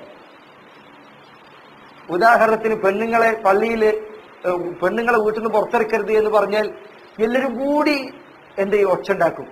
സ്ത്രീകളുടെ അവകാശം തടഞ്ഞു എന്ന് പറയും. ശരി, സ്ത്രീകളെ വീട്ടിൽ നിന്ന് പുറത്തിറക്കാൻ പാടില്ല എന്നതിന് ഇസ്ലാം പറഞ്ഞ പല ന്യായങ്ങളുമുണ്ട്. അതിനുള്ള മറുപടി വല്ല ആൾക്കാരും പറയുന്നുണ്ടോ? ഒരാളും ഇത് പറയുന്നില്ല. എല്ലാവരും കൂടി ശബ്ദമുണ്ടാക്കി തോൽപ്പിക്കുക. ഇതാണ് യഥാർത്ഥത്തിൽ സംഭവിക്കുന്നത്. ജനാധിപത്യ സംവിധാനത്തിനെതിരെ സംസാരിക്കുന്നവരുടെ കാര്യത്തിൽ സംഭവിക്കുന്നതാണ്. ഇപ്പൊ സ്ഥാനാർത്ഥിത്വം നേടുക എന്നതോ അതിനുവേണ്ടി നിൽക്കുക എന്നതോ ഒരിക്കലും മുസ്ലിമിന് അനുവദനീയമായ കാര്യമല്ല. അത് 5ാമത്തെ കാര്യമായി മനസ്സിലാക്കുക. 5ാമത്തെ പോയിന്റായിട്ട് മനസ്സിലാക്കുക. ചിലപ്പോൾ പോയിന്റിന്റെ നമ്പർ തെറ്റിയിട്ടുണ്ടാവും, പക്ഷെ എത്രയായാലും അതൊരു കാര്യമായി മനസ്സിലാക്കുക. സ്ഥാനാർത്ഥിയായി ജനാധിപത്യ സംവിധാനങ്ങളിൽ നിൽക്കുക എന്നുള്ളതോ അല്ലെങ്കിൽ കുഫറിന്റെ ഭരണഘടനകളിൽ നിൽക്കുക, അതിനുവേണ്ടി മത്സരിക്കുക എന്നതോ മുസ്ലിമിന് അനുവദനീയമായ കാര്യമല്ല. 5. 6ാമത്തെ കാര്യം, നമ്മൾ സ്ഥാനാർത്ഥിയായി നിൽക്കുന്നില്ല, നമുക്ക് വോട്ട് ചെയ്യാൻ പറ്റും എന്നതാണ്. നമുക്ക് വോട്ട് ചെയ്യാൻ അനുവാദമുണ്ടോ എന്ന കാര്യമാണ്. അതായത് അമുസ്ലിം നാടുകളിൽ വോട്ടിങ്ങിൽ പങ്കെടുക്കൽ മുസ്ലിങ്ങൾക്ക് അനുവദനീയമായ കാര്യമാണ്. ഇവിടെ പ്രത്യേകം നമ്മൾ മനസ്സിലാക്കുന്ന ഈ വിഷയത്തിൽ പണ്ഡിതന്മാർക്ക് 2 അഭിപ്രായങ്ങളുണ്ട്. പ്രബലമായി തന്നെ 2 അഭിപ്രായങ്ങൾ ഈ വിഷയത്തിൽ അഹ്ലുസുന്നയിലെ പണ്ഡിതന്മാർക്കിടയിൽ തന്നെ നിലനിൽക്കുന്നുണ്ട്. ഒരു വിഭാഗം ആളുകൾ പറഞ്ഞു വോട്ടിംഗ് ഇസ്ലാമികമല്ല, ആ രീതി ഇസ്ലാമിലുള്ളതല്ല, അതുകൊണ്ട് അത് അനുവദനീയമല്ല, ആ കാര്യത്തിൽ നിന്ന് മുസ്ലിങ്ങൾ വിട്ടുനിൽക്കുകയാണ് വേണ്ടത്. അതിന് കാരണമായി അവർ പറഞ്ഞു, ഒന്ന്, ഇസ്ലാമിന് വിരുദ്ധമായ ഒരു കാര്യം ചെയ്തതുകൊണ്ട് ഒരിക്കലും മുസ്ലിങ്ങൾക്ക് ഒരു സഹായം ലഭിക്കാൻ പോകുന്നില്ല. അവർ പ്രതീക്ഷിക്കുന്ന വിജയം ഒരിക്കലും അനിസ്ലാമികമായ മാർഗത്തിലൂടെ അവർക്ക് നേടിയെടുക്കാൻ കഴിയില്ല. ഒരിക്കലും ഒരു ഹറാമിനെ അല്ലാതെ ഒരു ഹലാലിനെ കൊണ്ടുവരൽ സാധ്യമല്ല. തിന്മയെ ഒരിക്കലും തിന്മ കൊണ്ട് തടുത്തു തോൽപ്പിക്കാൻ സാധിക്കില്ല. തിന്മയെ നന്മ കൊണ്ടേ തടുത്തു തോൽപ്പിക്കാൻ പറ്റുള്ളൂ. അപ്പൊ അതുകൊണ്ടല്ലേ അല്ലാഹു സുബ്ഹാനഹു വ തആല പറഞ്ഞതുപോലെ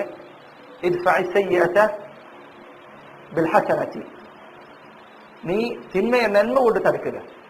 അപ്പൊ തിന്മയെ തടുക്കാൻ, മുസ്ലിങ്ങൾക്കെതിരെയുള്ള ആക്രമണങ്ങൾ തടുക്കാൻ തിന്മ എന്ന വഴി തന്നെ ഉപയോഗിക്കുക എന്നത് തീർത്തും സാധിക്കുന്ന കാര്യമല്ല. അതൊരിക്കലും മുസ്ലിങ്ങൾക്ക് നന്മ കൊണ്ടുവരില്ല. അതുപോലെ തന്നെ അവർ പറഞ്ഞു, അനിസ്ലാമിക രീതികൾ ഈ രൂപത്തിൽ പ്രചരിച്ചു കഴിഞ്ഞാൽ, എല്ലാവരും വോട്ട് ചെയ്യാന്നുള്ള രീതി തുടങ്ങിക്കഴിഞ്ഞാൽ നമ്മുടെ നാട്ടിലൊക്കെ കാണുന്ന പോലെ ഈ കാര്യം ഹറാമായ ഒരു കാര്യം, അടിസ്ഥാനപരമായി ഇത് ഹറാമാണ്, എന്നാൽ ഒരു പ്രത്യേക മസ്ലഹത്തിന് വേണ്ടിയാണ് നമ്മൾ വോട്ട് ചെയ്യുന്നത് എന്ന ചിന്താഗതി പിൽക്കാലഘട്ടത്തിൽ അടുത്ത തലമുറ എത്തുമ്പോഴത്തേക്ക് അത് മാഞ്ഞു പോകും. നമ്മുടെ നാട്ടിലൊക്കെ സംഭവിച്ചതുപോലെ പണ്ടൊക്കെ മുസ്ലിങ്ങൾ, ഉദാഹരണത്തിന് അഹ്ലെ ഹദീസിന്റെ പണ്ഡിതന്മാരൊക്കെ വ്യക്തമായി തന്നെ ജനാധിപത്യ രീതിയിൽ ഉള്ള ഭരണഘടന ഇന്ത്യയിൽ വന്നതിന് ശേഷം, തെരഞ്ഞെടുപ്പുകൾ ആരംഭിച്ചതിന് ശേഷം മുസ്ലിം ഭരണാധികാരികൾ, മുസ്ലിം പണ്ഡിതന്മാർ വ്യക്തമായി തന്നെ എഴുതിയിരുന്നു. ഇത് അനുവദനീയമാണ് എന്ന് പറഞ്ഞിരുന്ന ആളുകളും പ്രകടമായി തന്നെ എഴുതിയിരുന്നു, ഈ കാര്യങ്ങൾ തെറ്റാണ്, ജനാധിപത്യ രീതിയിൽ വോട്ട് ചെയ്യാന്നുള്ളത് പറ്റൂല, മുസ്ലിമിന് അനുവദനീയമായ കാര്യമല്ല, അത്തരം കാര്യങ്ങൾ യഥാർത്ഥത്തിൽ കുഫ്റും ചിന്താഗതിയാണ്. ഇതൊക്കെ തുടക്കത്തിൽ മുസ്ലിം പണ്ഡിതന്മാർ വ്യക്തമായി പറഞ്ഞു. പക്ഷെ ഇന്ന് അത് ആരെങ്കിലും ഒരാൾ പറഞ്ഞു കഴിഞ്ഞാൽ അയാളെയാണ് എല്ലാവരും നോട്ടപ്പെടുന്നത്. ഇതാരെങ്കിലും പറഞ്ഞു കഴിഞ്ഞാൽ അവൻ ഇസ്ലാമിന് വിരുദ്ധമായ എന്തോ ഒരു കാര്യം പറഞ്ഞ പോലെയാണ് ആളുകൾ ധരിക്കുന്നത്. ആ അവസ്ഥയിലേക്കാണ് കാര്യങ്ങൾ എത്തിയത്. ഇപ്പൊ ജനാധിപത്യ സംവിധാനങ്ങൾ അത് അനുവദനീയമാണ് എന്ന് പറയുന്നത്, അല്ലെങ്കിൽ ഇത്തരം വോട്ടെടുപ്പുകൾ മറ്റുമൊക്കെ അനുവദനീയമാണ് എന്ന് പറയുന്നത് കുറച്ച് കാലഘട്ടം കഴിഞ്ഞാൽ പിന്നീട് ചിലപ്പോൾ ആ അടിസ്ഥാനം തന്നെ മറന്നുപോകുന്നതിന് കാരണമായി തീരും. അതുപോലെ തന്നെ ഉദാഹരണത്തിന് ഷെയ്ഖ് മുഹമ്മദ് അൽ ഇമാം യമനിലെ പണ്ഡിതനാണ് അദ്ദേഹത്തിന് ഈ വിഷയത്തിൽ ഒരു പുസ്തകം തന്നെയുണ്ട്. ആ പുസ്തകത്തിന്റെ പേര് തൻവീറുദ്ദുലുമാത്ത് എന്ന പേരിലാണ് പുസ്തകത്തിന്റെ പേര് തുടങ്ങുന്നത്. ആ പുസ്തകത്തിൽ അദ്ദേഹം 10-15 കാരണങ്ങൾ എന്തുകൊണ്ട് വോട്ടിംഗ് മുസ്ലിങ്ങൾക്ക് നന്മ കൊണ്ടുവരില്ല എന്നത് വിശദമാക്കിക്കൊണ്ട് അദ്ദേഹം എഴുതിയിട്ടുണ്ട്. 10-15 കാരണങ്ങൾ അദ്ദേഹം എഴുതിയിട്ടുണ്ട്. അത് വോട്ടിംഗ് കൊണ്ട് മുസ്ലിങ്ങൾക്ക് ഒരു നന്മയും വരാൻ പോകുന്നില്ല, വരുമെന്ന് പ്രതീക്ഷിക്കപ്പെടുന്ന നന്മയാകട്ടെ അത് വെറും ഊഹങ്ങൾ മാത്രമാണ്, എവിടെയും അത് നടന്നതായി കാണാൻ സാധിക്കുന്നില്ല എന്ന് അദ്ദേഹം ആ പുസ്തകത്തിൽ സ്ഥാപിച്ചതായി കാണാൻ സാധിക്കും. തൻവീറുദ്ദുലുമാത്ത് എന്ന പേരിലാണ് ആ പുസ്തകം തുടങ്ങുന്നത്. നിങ്ങൾക്ക് ഇന്റർനെറ്റിലും മറ്റുമൊക്കെ പുസ്തകം പരിശോധിച്ചാൽ പുസ്തകത്തിന്റെ PDF, അതായത് അതിന്റെ നേരെ സ്കാൻഡ് കോപ്പി കിട്ടും. പ്രത്യേക ഇങ്ങനത്തെ വിഷയങ്ങൾ വായിക്കുമ്പോൾ പരമാവധി സ്കാൻഡായ പുസ്തകങ്ങൾ വായിക്കാം. ചിലപ്പോൾ ആൾക്കാർ വേറെ എന്തെങ്കിലുമൊക്കെ കൂട്ടിച്ചേർത്തുണ്ടാവും. നല്ല പുസ്തകമാണ്, ഈ വിഷയത്തിൽ വായിക്കാവുന്ന നല്ല ഒരു കിതാബാണ്. അതുപോലെ തന്നെ അപ്പോൾ പണ്ഡിതന്മാരിൽ വലിയൊരു വിഭാഗം ആളുകൾ, ഉദാഹരണത്തിന് ഷെയ്ഖ് മുഹമ്മദ് ബിൻ ഹാദി അൽ വാദിഇ, അതുപോലെ തന്നെ ഷെയ്ഖ് മുഹമ്മദ് നാസിറുദ്ദീൻ അൽ അൽബാനി, ഇങ്ങനെയുള്ള പല പണ്ഡിതന്മാരിലും അവരിൽ വലിയൊരു വിഭാഗത്തിന്റെ അഭിപ്രായം, അല്ലെങ്കിൽ അവർക്കുള്ള അഭിപ്രായം വോട്ടിംഗ് അനുവദനീയമല്ല എന്നാണ്. വോട്ടിംഗ് കൊണ്ട് മുസ്ലിങ്ങൾക്ക് ഒരു നന്മ നേടിയെടുക്കാൻ സാധിക്കുകയില്ല എന്നാണ് അവരിൽ ബഹുഭൂരിപക്ഷത്തിന്റെ അഭിപ്രായം. മറ്റൊരു വിഭാഗം ആളുകൾ പറഞ്ഞു, ഒരു അനിസ്ലാമിക രാജ്യത്ത് ജീവിക്കുന്ന ഒരു മുസ്ലിം, അവനെ സംബന്ധിച്ചിടത്തോളം ഒരു വോട്ടിങ്ങിന്റെ സാഹചര്യം വന്നു കഴിഞ്ഞാൽ രണ്ടാലൊരു അവസ്ഥ അവന് എന്തായാലും ഉണ്ടാവും. അവൻ എന്തായാലും സംഭവിക്കും. അതായത് ഇപ്പൊ അവന്റെ നാട്ടിൽ ഇലക്ഷന് നിൽക്കുന്ന ആളുകൾ എന്തു വന്നാലും രണ്ടിലൊരു ടൈപ്പ് ആളായിരിക്കും. ഒന്നല്ലെങ്കിൽ ഇസ്ലാമിനോട് കുറച്ചെങ്കിലും അടുപ്പുള്ള ആള്, അല്ലെങ്കിൽ ഇസ്ലാമിനോട് വ്യക്തമായ ശത്രുത കൊടുക്കുന്നയാൾ. നമ്മുടെ നാട്ടിൽ രാഷ്ട്രീയ പാർട്ടികളുടെ പേര് മസ്ജിദ് എന്ന് പറയാൻ പറ്റിയല്ല, കാരണം അവരൊക്കെ പറയപ്പെടാതിരിക്കാൻ തന്നെ.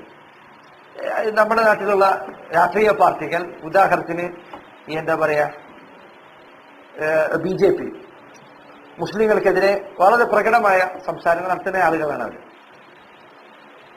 ലഅനഹുമുല്ലാഹ് വഖബ്ബഹഹും. ഇത്തരം ആളുകൾ, ഈ ജാതി ആളുകൾ ഒരു ഭാഗത്ത് വോട്ടിങ്ങിന് നിൽക്കാം. അതേപോലെ തന്നെ രണ്ടാമത്തെ ഭാഗത്ത് നിൽക്കുന്നത് മുസ്ലിങ്ങളോട് കുറച്ചെങ്കിലും അടുപ്പമുണ്ട് എന്ന് പുറത്തേക്കെങ്കിലും തോന്നിക്കുന്ന ആളുകളാണ്. മിക്ക ആൾക്കാർ പുറത്തേക്ക് മാത്രമേ മുസ്ലിങ്ങളോട് അടുപ്പം മാത്രമുള്ളൂ. അത് ഒരു വോട്ടിന് വേണ്ടി മാത്രമാണ്. അതല്ലാതെ ആരും മുസ്ലിങ്ങളോട് വലിയ താല്പര്യവും മഹബത്തും ഉള്ളതുകൊണ്ടല്ല അവരുടെ പാർട്ടിക്ക് മുസ്ലിങ്ങളെ പേര് നൽകിയതും അതല്ലെങ്കിൽ അവരുടെ പാർട്ടികൾക്ക് ഇസ്ലാമിന്റെ പച്ചപ്പേര് അടിച്ചത്. മറിച്ച് അത് മുസ്ലിങ്ങളെ വോട്ട് കിട്ടൽ മാത്രമാണ് മിക്ക ആളുകളുടെ ഉദ്ദേശം. ഈ എന്താ പറയുക, ഈ കുളിമുറിയിൽ എല്ലാവരും നഗ്നരാണെന്ന് പറഞ്ഞ പോലെയാണ് രാഷ്ട്രീയത്തിലെ കാര്യം.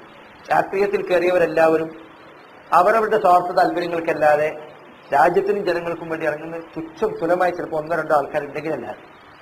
അപ്പൊ അതുകൊണ്ട് പ്രകടമായി മുസ്ലിങ്ങൾക്ക് സഹായം ചെയ്യുമെന്ന് തോന്നുന്ന ഒരു വിഭാഗവും പ്രകടമായി മുസ്ലിങ്ങൾക്ക് ഉപദ്രവം ചെയ്യുമെന്ന് തോന്നുന്ന രണ്ടാമതൊരു വിഭാഗവും, ഈ 2 പേരിൽ ഒരു വിഭാഗം വോട്ടിങ്ങിന് നിൽക്കുന്ന സമയത്ത് മുസ്ലിങ്ങൾ മൊത്തത്തിൽ വോട്ടിങ്ങിനെ ഒഴിവാക്കി കഴിഞ്ഞാൽ മുസ്ലിങ്ങൾക്ക് പ്രകടമായി എതിരായ പാർട്ടി അവർ അധികാരത്തിൽ വരികയും അവർ മുസ്ലിങ്ങൾക്കും ഇസ്ലാമിക ദഅവത്തിനും പ്രകടമായ ഉപദ്രവം ഉണ്ടാക്കുകയും ചെയ്യും. ഉദാഹരണത്തിന് BJP ഭരണത്തിൽ മുസ്ലിങ്ങൾ എല്ലാവരും വോട്ടിങ്ങിന് ഒത്തു നിൽക്കാൻ BJP ഭരണത്തിൽ വരികയും ചെയ്തു. അത്തരമൊരു സന്ദർഭത്തിൽ മുസ്ലിങ്ങൾക്കും ഇസ്ലാമിനും പ്രകടമായ ഉപദ്രവങ്ങൾ ഉണ്ടാകും.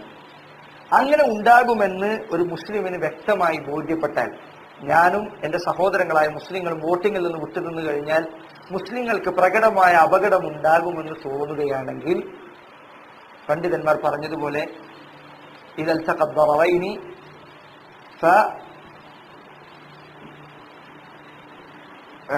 രണ്ട് ഉപദ്രവങ്ങൾ, 2 പ്രയാസങ്ങൾ ഒരുമിച്ച് വരികയാണെങ്കിൽ അതിലേറ്റവും ചെറിയ ഉപദ്രവം സ്വീകരിക്കുക എന്നത് ഇസ്ലാമിൽ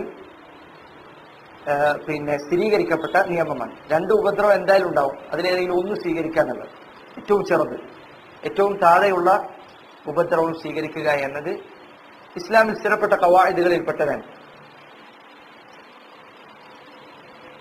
അപ്പോൾ അവർ പറഞ്ഞു, മുസ്ലിങ്ങൾക്കും ഇസ്ലാമിനും കൂടുതൽ ഉപദ്രവം ഉണ്ടാവുക എന്നതിനേക്കാൾ അവരെ സംബന്ധിച്ചിടത്തോളം നല്ലത് വോട്ടിംഗ് എന്ന താരതമ്യേന കുറഞ്ഞ അപകടകാരിയായ വോട്ട് ചെയ്യലാണ്. ഈ അഭിപ്രായം പണ്ഡിതന്മാർ വലിയൊരു വിഭാഗത്തിലുണ്ട്. ഉദാഹരണത്തിന് അബ്ദുൽ മുഹ്സിൻ അബ്ദാദ്, ഇതുപോലെ ഷെയ്ഖ് അബ്ദുൽ അസീസ് റാജിഹി, അതുപോലെ തന്നെ മറ്റു പല പണ്ഡിതന്മാർക്കും ഈ അഭിപ്രായമുണ്ട്. അതായത് വോട്ട് ചെയ്യാമെന്ന അഭിപ്രായം മുആസിരീങ്ങളായി ഇപ്പോൾ ജീവിച്ചിരിക്കുന്ന പല പണ്ഡിതന്മാരുടെ അഭിപ്രായം അതാണ്. അതായത് വോട്ടിംഗ് ചെയ്യാം, കാരണം വോട്ട് ചെയ്തിട്ടില്ലെങ്കിൽ മൊത്തത്തിൽ മുസ്ലിങ്ങൾ അപകടത്തിലാകുന്ന സിറ്റുവേഷൻ ഉണ്ടാകും.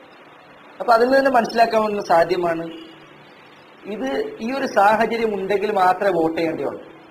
ഒരാൾ ചെയ്യാൻ ഉദ്ദേശിക്കുന്നുണ്ടെങ്കിൽ തന്നെ നിങ്ങളുടെ നാട്ടിൽ നിങ്ങൾ വോട്ട് ചെയ്തില്ല എന്നതുകൊണ്ട് മുസ്ലിങ്ങൾക്കൊരു ഉപദ്രവം ഉണ്ടാകുമെന്ന് നിങ്ങൾക്ക് തോന്നുന്നുണ്ടെങ്കിൽ, ഉദാഹരണത്തിന് എന്റെ നാട് പൊന്നാനിയാണ്. അവിടെ ഇനിയിപ്പോൾ ആരൊക്കെ ഭരണത്തിൽ വന്നിട്ടും കാര്യമില്ല, മുസ്ലിങ്ങളുടെ പള്ളിയിലേക്ക് കയറിയിട്ടുള്ള ഒരു കളി നടക്കൂല. കാരണം മുസ്ലിങ്ങളുടെ ഏരിയ. ഇപ്പൊ ആരൊക്കെ അവിടെ ഭരണത്തിൽ വന്നുകൊണ്ട് കാര്യമില്ല, അവിടെ മുസ്ലിങ്ങൾ അവരുടെ മൊത്തത്തിൽ മുസ്ലിങ്ങൾ ഒരുമിച്ച് ജീവിക്കുന്നു എന്നൊരു കാരണത്താൽ വല്ലാതെ പ്രയാസം ഉണ്ടാകാനുള്ള കാരണം അവിടെ പ്രകടമായില്ല. അതിപ്പോ ആര് ഭരണത്തിൽ വന്നാൽ അങ്ങനെയൊക്കെ തന്നെ ഉണ്ടാവും. കാരണം മുസ്ലിങ്ങളുടെ ബഹുഭൂരിപക്ഷ ഏരിയ. അവിടെ കാര്യമായി കണ്ടില്ല, വലിയ മാറ്റം ഉണ്ടാവില്ല ആരും ഭരണത്തിൽ വന്നാൽ. അത്തരം സന്ദർഭങ്ങൾ നമ്മൾ വോട്ട് ചെയ്തിട്ടില്ലെങ്കിൽ ഒരു കുഴപ്പമില്ല. പക്ഷേ 1-2 വോട്ടിന് അങ്ങോട്ടും ഇങ്ങോട്ടും മാറി മറിയുന്ന സ്ഥലങ്ങൾ, അത്തരം സ്ഥലങ്ങളിൽ വോട്ട് ചെയ്യണോ വേണ്ടേ എന്ന കാര്യമാണ് നമ്മൾ പ്രധാനമായും ശ്രദ്ധിക്കേണ്ടത്. അതിൽ വല്ലാഹു അലം അങ്ങനെ മുസ്ലിങ്ങൾക്ക് പ്രകടമായി ഉപദ്രവം സംഭവിക്കും എന്ന് ഒരാൾക്ക് വ്യക്തമാവുകയാണെങ്കിൽ, പ്രകടമായ ഉപദ്രവം ഉണ്ടാകുമെന്ന് വ്യക്തമാവുകയാണെങ്കിൽ, ഉദാഹരണത്തിന് കേരളത്തിൽ തന്നെ ചില നാടുകൾ, കാസർഗോഡ് പോലെ ചില സ്ഥലങ്ങളിലൊക്കെ ഇത് പ്രകടമായ സ്ഥലങ്ങളാണ്. എന്ന് പറഞ്ഞാൽ 1-2 വോട്ടിനൊക്കെ ആയിരിക്കും മുസ്ലിങ്ങളും തമ്മിലുള്ള മാറ്റങ്ങൾ ഉണ്ടാവും. അത് ഭരണത്തിൽ കയറുന്ന ആളുകൾ പരമാവധി മുസ്ലിങ്ങളെ ഉപദ്രവിക്കാൻ ശ്രമിക്കുന്നുള്ള കാര്യം അവിടെ അറിയപ്പെട്ടതാണ്.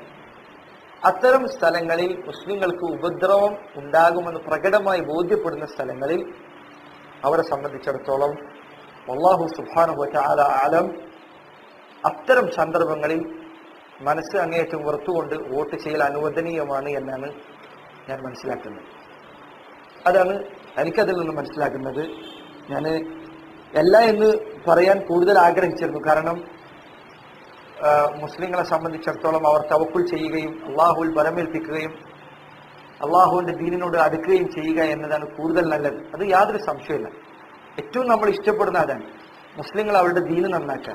അവരങ്ങനെ ദീന് നന്നാക്കുകയാണെങ്കിൽ അള്ളാഹുവിന് മാത്രം ഇബാദത്ത് ചെയ്യുന്ന അവസ്ഥ അവർക്ക് ഉണ്ടാവുകയാണെങ്കിൽ അള്ളാഹു സുബ്ഹാനഹു വ തആല പറഞ്ഞതുപോലെ ലയസ്തഖ്ലിഫന്നഹും കമാ ഇസ്തഖ്ലഫ അല്ലദീന മിൻ ഖബ്ലിഹിം വലയുമക്കിനന്ന ലഹും ദീനഹും അല്ലദീ ഇർതദാ ലഹും. അവർക്ക് അള്ളാഹു വാഗ്ദാനം ചെയ്തതാണ് അള്ളാഹു അവർക്ക് പറഞ്ഞു കൊടുക്കും. അതിനൊരു വോട്ടിംഗ് ആവശ്യമില്ല. അള്ളാഹിന്റെ ദീനനുസരിച്ച് ജീവിക്കുകയാണെങ്കിൽ ഈ വോട്ടിംഗ് ഒന്നും വേണ്ട. പക്ഷേ ദഅവത്തിന്, ഇസ്ലാമിക ദഅവത്തിന് പരിപൂർണമായി തടസ്സമുണ്ടാകുന്ന ഒരു അവസ്ഥ ഉണ്ടാകുമെന്ന് തോന്നുന്നുണ്ടെങ്കിൽ അത്തരം അവസ്ഥ നമ്മുടെ നാട്ടിൽ പ്രകടമായി ഉണ്ടാകുമെന്ന് നമുക്ക് തോന്നുന്നത്. ആൾക്കാർ ഇത് പറയുന്നത് ബീഫ് തിന്നാൻ പറ്റില്ല എന്നുള്ള പ്രശ്നം കൊണ്ടല്ല. പല ആൾക്കാരും ബീഫിന്റെ പ്രശ്നം വന്നപ്പോഴത്തേക്ക് എല്ലാവരും ഉഷാറായി സടകുടഞ്ഞു കഴിഞ്ഞു. കാരണം എന്താ, തിന്നാനുള്ള കാര്യം. മുസ്ലിങ്ങൾ പലരുടെയും പ്രതികരണം കണ്ടാൽ തന്നെ മനസ്സിലാവും. കുറച്ച് ദിവസം മുന്നേ, കുറച്ച് മാസങ്ങൾക്ക് മുന്നേ ഏക സിവിൽ കോഡിനെ കുറിച്ചുകൂടെ ശക്തമായി ചർച്ച നടന്നു. ഒരു മുസ്ലിം എണീച്ചു നിന്നിട്ട് ഒരാളും സംസാരിക്കാൻ തയ്യാറായില്ല. ഏക സിവിൽ കോഡ് എന്ന് പറഞ്ഞാൽ എല്ലാവർക്കും ഒരേ നിയമം. മുസ്ലിങ്ങളെ നിക്കാഹും കാഫിര്യങ്ങളെ നിക്കാഹും ഒക്കെ ഒരേപോലെ തന്നെ. മുസ്ലിങ്ങളെ മയ്യത്തുകൾ മറമാടുന്നതിനും അവരുടെ അനന്തരാവകാശ നിയമങ്ങളും ഒക്കെ ഒരേപോലെ തന്നെ. വിവാഹമോചന നിയമം ഒക്കെ ഒരേപോലെ തന്നെ. ഇതിനെക്കുറിച്ച് സംസാരിച്ചപ്പോൾ ആർക്കും കൂടെ കുഴപ്പമില്ല. അനന്തരാവകാശ നിയമത്തെ കുറിച്ച് പറഞ്ഞു. ഏക സിവിൽ കോഡ് ഇപ്പോഴും വ്യാപകമായ ചർച്ചയാണ്. പലപ്പോഴും നമുക്ക് തോന്നുന്നത് ആൾക്കാർക്ക് തിന്നാൻ ഇഷ്ടമുള്ള ബീഫിന്റെ ചർച്ച മുന്നിലിട്ടുകൊണ്ട് ഇത്തരം കാര്യങ്ങൾ അവർ വളരെ തന്ത്രപൂർവ്വം നടപ്പിലാക്കുന്നുണ്ട് എന്നാണ് നമുക്ക് മനസ്സിലാക്കുന്നത്. ആൾക്കാർക്ക് സെൻസിറ്റീവായ വിഷയങ്ങൾ കൊണ്ടിടാം. അതായത് ഉദാഹരണത്തിന് ബീഫ് കഴിക്കാൻ പറ്റുമോ എന്ന ചർച്ച. ഈ ചർച്ചയുമ്പോൾ ആൾക്കാരെല്ലാവരും ഒച്ചുണ്ടാക്കുമ്പോൾ അവരവിടെ അപ്പുറത്ത് മറയിലിരുന്ന് മുസ്ലിങ്ങൾക്ക് മേൽ അവരുടെ ദീനുമായി ബന്ധപ്പെട്ട പല നിയമങ്ങളും മാറ്റമുണ്ടാക്കുന്നു. അവരുടെ കുട്ടികളെ പഠിപ്പിക്കുന്ന പുസ്തകങ്ങൾ മാറ്റമുണ്ടാക്കും. ഇന്നാരും ശ്രദ്ധിക്കുന്നേയില്ല. അതേക്കുറിച്ച് സംസാരിക്കാൻ ആരും ഒരാളും മിണ്ടുന്നു പോലുമില്ല. ഒരു മുസ്ലിമിനെ തൂക്കിലേറ്റുന്ന അവസ്ഥയുണ്ടായി. യാക്കൂബ് മേമനെ തൂക്കിലേറ്റി. ഇവിടുത്തെ നിയമങ്ങൾ ആളുകൾ തന്നെ പറയുന്നു അത് അനീതിയാണ്. അല്ലാഹു അലം, അതിന്റെ കാര്യങ്ങളെ കുറിച്ച് എനിക്കറിയില്ല. ആ ചർച്ച വന്ന ഉടനെ അപ്പോൾ തന്നെ ഭരണകൂടം അടുത്ത നിയമം പുറത്തിറക്കി. എന്താണ് നിയമം? അശ്ലീല സൈറ്റുകൾ നിരോധിച്ചിരിക്കുന്നു. അപ്പോഴത്തേക്ക് ആളുകളൊക്കെ ചടകുടങ്ങി എഴുന്നേച്ചു. കാരണം എന്താണ്? നമുക്ക് ആവശ്യമുള്ള കാര്യമാണ് ഭരണകൂടം നിരോധിച്ചിട്ടുള്ളത്. അതോടുകൂടി ആളുകളിലേക്ക് ചർച്ച അതിലേക്ക് മാറി. 5-6 ദിവസം അതിന്റെ മേലെ ചർച്ച ചെയ്യുന്നപ്പോഴത്തേക്ക് ഭരണകൂടം അതെല്ലാം ഇപ്പൊ അനുവദിച്ചിട്ടുണ്ട് എന്നാണ് പറയുന്നത്. അതായത് അശ്ലീല സൈറ്റുകളൊക്കെ അനുവദിച്ചു. അതോടുകൂടി ഈ ഒരു ഒച്ചവിളിന്റെ ഇടയിൽ എന്ത് നടന്നു? ഒരു മനുഷ്യനെ അന്യായമായി തൂക്കിലേറ്റിയിട്ടുണ്ടോ ഇല്ല എന്ന ചർച്ച തന്നെ അവസാനിച്ചു. അതാണ് അലി ഇബ്നു അബീ ത്വാലിബ് റളിയല്ലാഹു അൻഹു പറഞ്ഞ എത്ര ശരിയാണ്. യത്തബിഊന കുല്ല നാഇഖിൻ. ഏത് കുര കേട്ടാലും അതിന്റെ ഒക്കെ പിന്നാലെ ഓടുക. ഒരു കുര കേട്ടാൽ അതിന്റെ ഒപ്പം പോകും. അതിനൊക്കെ നല്ല കുരപ്പുറത്ത് കേട്ടാൽ അതിന്റെ പിന്നാലെ പോകും. ഈ ജാതി പൊങ്ങുതടികളായി മുസ്ലിങ്ങൾ മാറിയിട്ടുണ്ട് എന്നതാണ് നമ്മുടെ പരാജയത്തിനുള്ള ഏറ്റവും വലിയ കാരണമെന്ന് നമ്മൾ മനസ്സിലാക്കണം. അതാണ് നമ്മുടെ പരാജയത്തിന് ഒന്നാമത്തെ കാരണം. നമ്മൾ വിവേകത്തിന്റെ അടിസ്ഥാനത്തിലും കിതാബിന്റെയും സുന്നത്തിന്റെ അടിസ്ഥാനത്തിൽ കാര്യങ്ങൾ മനസ്സിലാക്കുക എന്നതല്ലാതെ ഇത്തരം ആളുകൾ എങ്ങോട്ടാണ് നമ്മളെ വലിക്കാൻ ഉദ്ദേശിക്കുന്നത് അവിടത്തേക്ക് തിരിഞ്ഞു പോവുക എന്ന് നമുക്ക് അനുവദനീയമായ കാര്യമല്ല. ഞാൻ പറഞ്ഞതുപോലെ ഈ മസ്ലഹത്ത് പരിഗണിക്കപ്പെടേണ്ടതുണ്ട്. ഒരു നാട്ടിൽ മുസ്ലിങ്ങളെ ബാധിക്കുന്ന വലിയൊരു പ്രശ്നമായത് മാറുമെങ്കിൽ, അത്തരം അവസ്ഥ വരുമെന്ന് നിങ്ങൾക്ക് ഉറപ്പുണ്ട് എന്ന് തോന്നുന്നുണ്ടെങ്കിൽ നിങ്ങളെ സംബന്ധിച്ചിടത്തോളം വോട്ട് ചെയ്യാം. ആ സമയത്ത് വോട്ട് ചെയ്യലായിരിക്കും നന്നാവുക എന്നാണ് എനിക്ക് ഇപ്പോഴും മനസ്സിലായി തോന്നുന്നത്. ഈ വിഷയത്തിൽ ഞാൻ ഒരു തവണ പറഞ്ഞു വോട്ട് ചെയ്യാൻ പാടില്ല എന്ന് പറഞ്ഞിട്ടുണ്ട്. പിന്നെ തവണ വോട്ട് ചെയ്യാതെ പിന്നെ എനിക്കിപ്പോ കാരണം എന്താ വെച്ചാൽ മുസ്ലിങ്ങൾക്ക് എന്താണ് ബാധിക്കുന്നത് എന്നത് നമുക്ക് വ്യക്തമാകുന്നില്ല. നമ്മുടെ കാഴ്ച ചിലപ്പോൾ കുറവായിരിക്കും. നമ്മുടെ കണ്ണിലുള്ള കാണുന്ന കാര്യങ്ങളിൽ ചിലപ്പോൾ അവ്യക്തത ഉണ്ടായിരിക്കാം. വല്ലാഹു അലം. പണ്ഡിതന്മാർ പലരും അഭിപ്രായപ്പെട്ട ആ അഭിപ്രായത്തോട് ഈ സന്ദർഭത്തിൽ ഇത്തരമൊരു സാഹചര്യം ഉണ്ടാകുന്നുണ്ടെങ്കിൽ നമുക്ക് യോജിപ്പുണ്ട്. വല്ലാഹു സുബ്ഹാനഹു വ തആല അഅലം. അതേപോലെ തന്നെ ഈ കാര്യത്തിൽ ശ്രദ്ധിക്കേണ്ട മറ്റൊരു കാര്യം, മുസ്ലിം പേരുകളിൽ വന്നിട്ടുള്ള രാഷ്ട്രീയ പാർട്ടികൾ അവർ ശ്രദ്ധിക്കേണ്ട, അല്ലെങ്കിൽ അതിനുവേണ്ടി പണിയെടുക്കുന്ന ആളുകൾ ശ്രദ്ധിക്കേണ്ട കാര്യം, അതായത് പണിയെടുക്കലുകൾ എന്തായാലും ശരിയല്ല എന്ന് നമുക്ക് മുന്നേ കേട്ടെന്ന് മനസ്സിലായിട്ടുണ്ടാവും. പണിയെടുക്കുന്ന ആളുകൾ അവരോട് നമുക്ക് അപേക്ഷിക്കാനുള്ളത്, വോട്ടിംഗ് എന്തെങ്കിലും ഒരു കാരണവശാൽ ഇവിടെ അനുവദനീയമാണെങ്കിൽ അത് മുസ്ലിങ്ങളുടെ മസ്ലഹത്തിന് വേണ്ടിയിട്ടാണ്. മുസ്ലിങ്ങൾക്ക് പ്രയാസമുണ്ടാക്കാത്ത ഒരാൾ ഭരണത്തിൽ കയറുക എന്നത് ഉണ്ടാകാൻ വേണ്ടിയാണ് ഇവിടെ വോട്ടിംഗ് തന്നെ നമ്മൾ പറ്റുമെന്ന് പറയുന്നത്. അപ്പൊ നോക്കിയപ്പോ മുസ്ലിങ്ങൾക്കാണ് ഇപ്പോ 10-15 പാർട്ടികളുള്ളത്. എല്ലാവരും മുസ്ലിങ്ങളുടെ പേരിൽ തന്നെ. എല്ലാവരും മുസ്ലിങ്ങളെ നന്നാക്കാനാണ്. പണ്ട് 100 മുസ്ലിങ്ങൾ ഉണ്ടായിരുന്നെങ്കിൽ ആ 100 മുസ്ലിങ്ങൾ ഇസ്ലാമിനെ വിചാരിച്ച് വോട്ട് ചെയ്യുന്നുണ്ടെങ്കിൽ ഏതെങ്കിലും ഒരു പാർട്ടിക്ക് പോകുള്ളൂ. ഇപ്പോൾ നോക്കിയപ്പോൾ ഇസ്ലാമിനെ വിചാരിച്ച് വോട്ട് ചെയ്യുകയാണെങ്കിൽ അവരുടെ വോട്ട് 100 വോട്ടുണ്ടെങ്കിൽ 10 വോട്ട് ഓരോ രാഷ്ട്രീയ പാർട്ടിക്കും വീതിച്ചു കൊടുക്കാൻ പറ്റിയ അവസ്ഥയിലാണ്. ഇതോടുകൂടി എന്തൊരു മസ്ലഹത്താണോ നമ്മൾ പ്രതീക്ഷിക്കുന്നത് ആ മസ്ലഹത്ത് നശിച്ചുപോയി.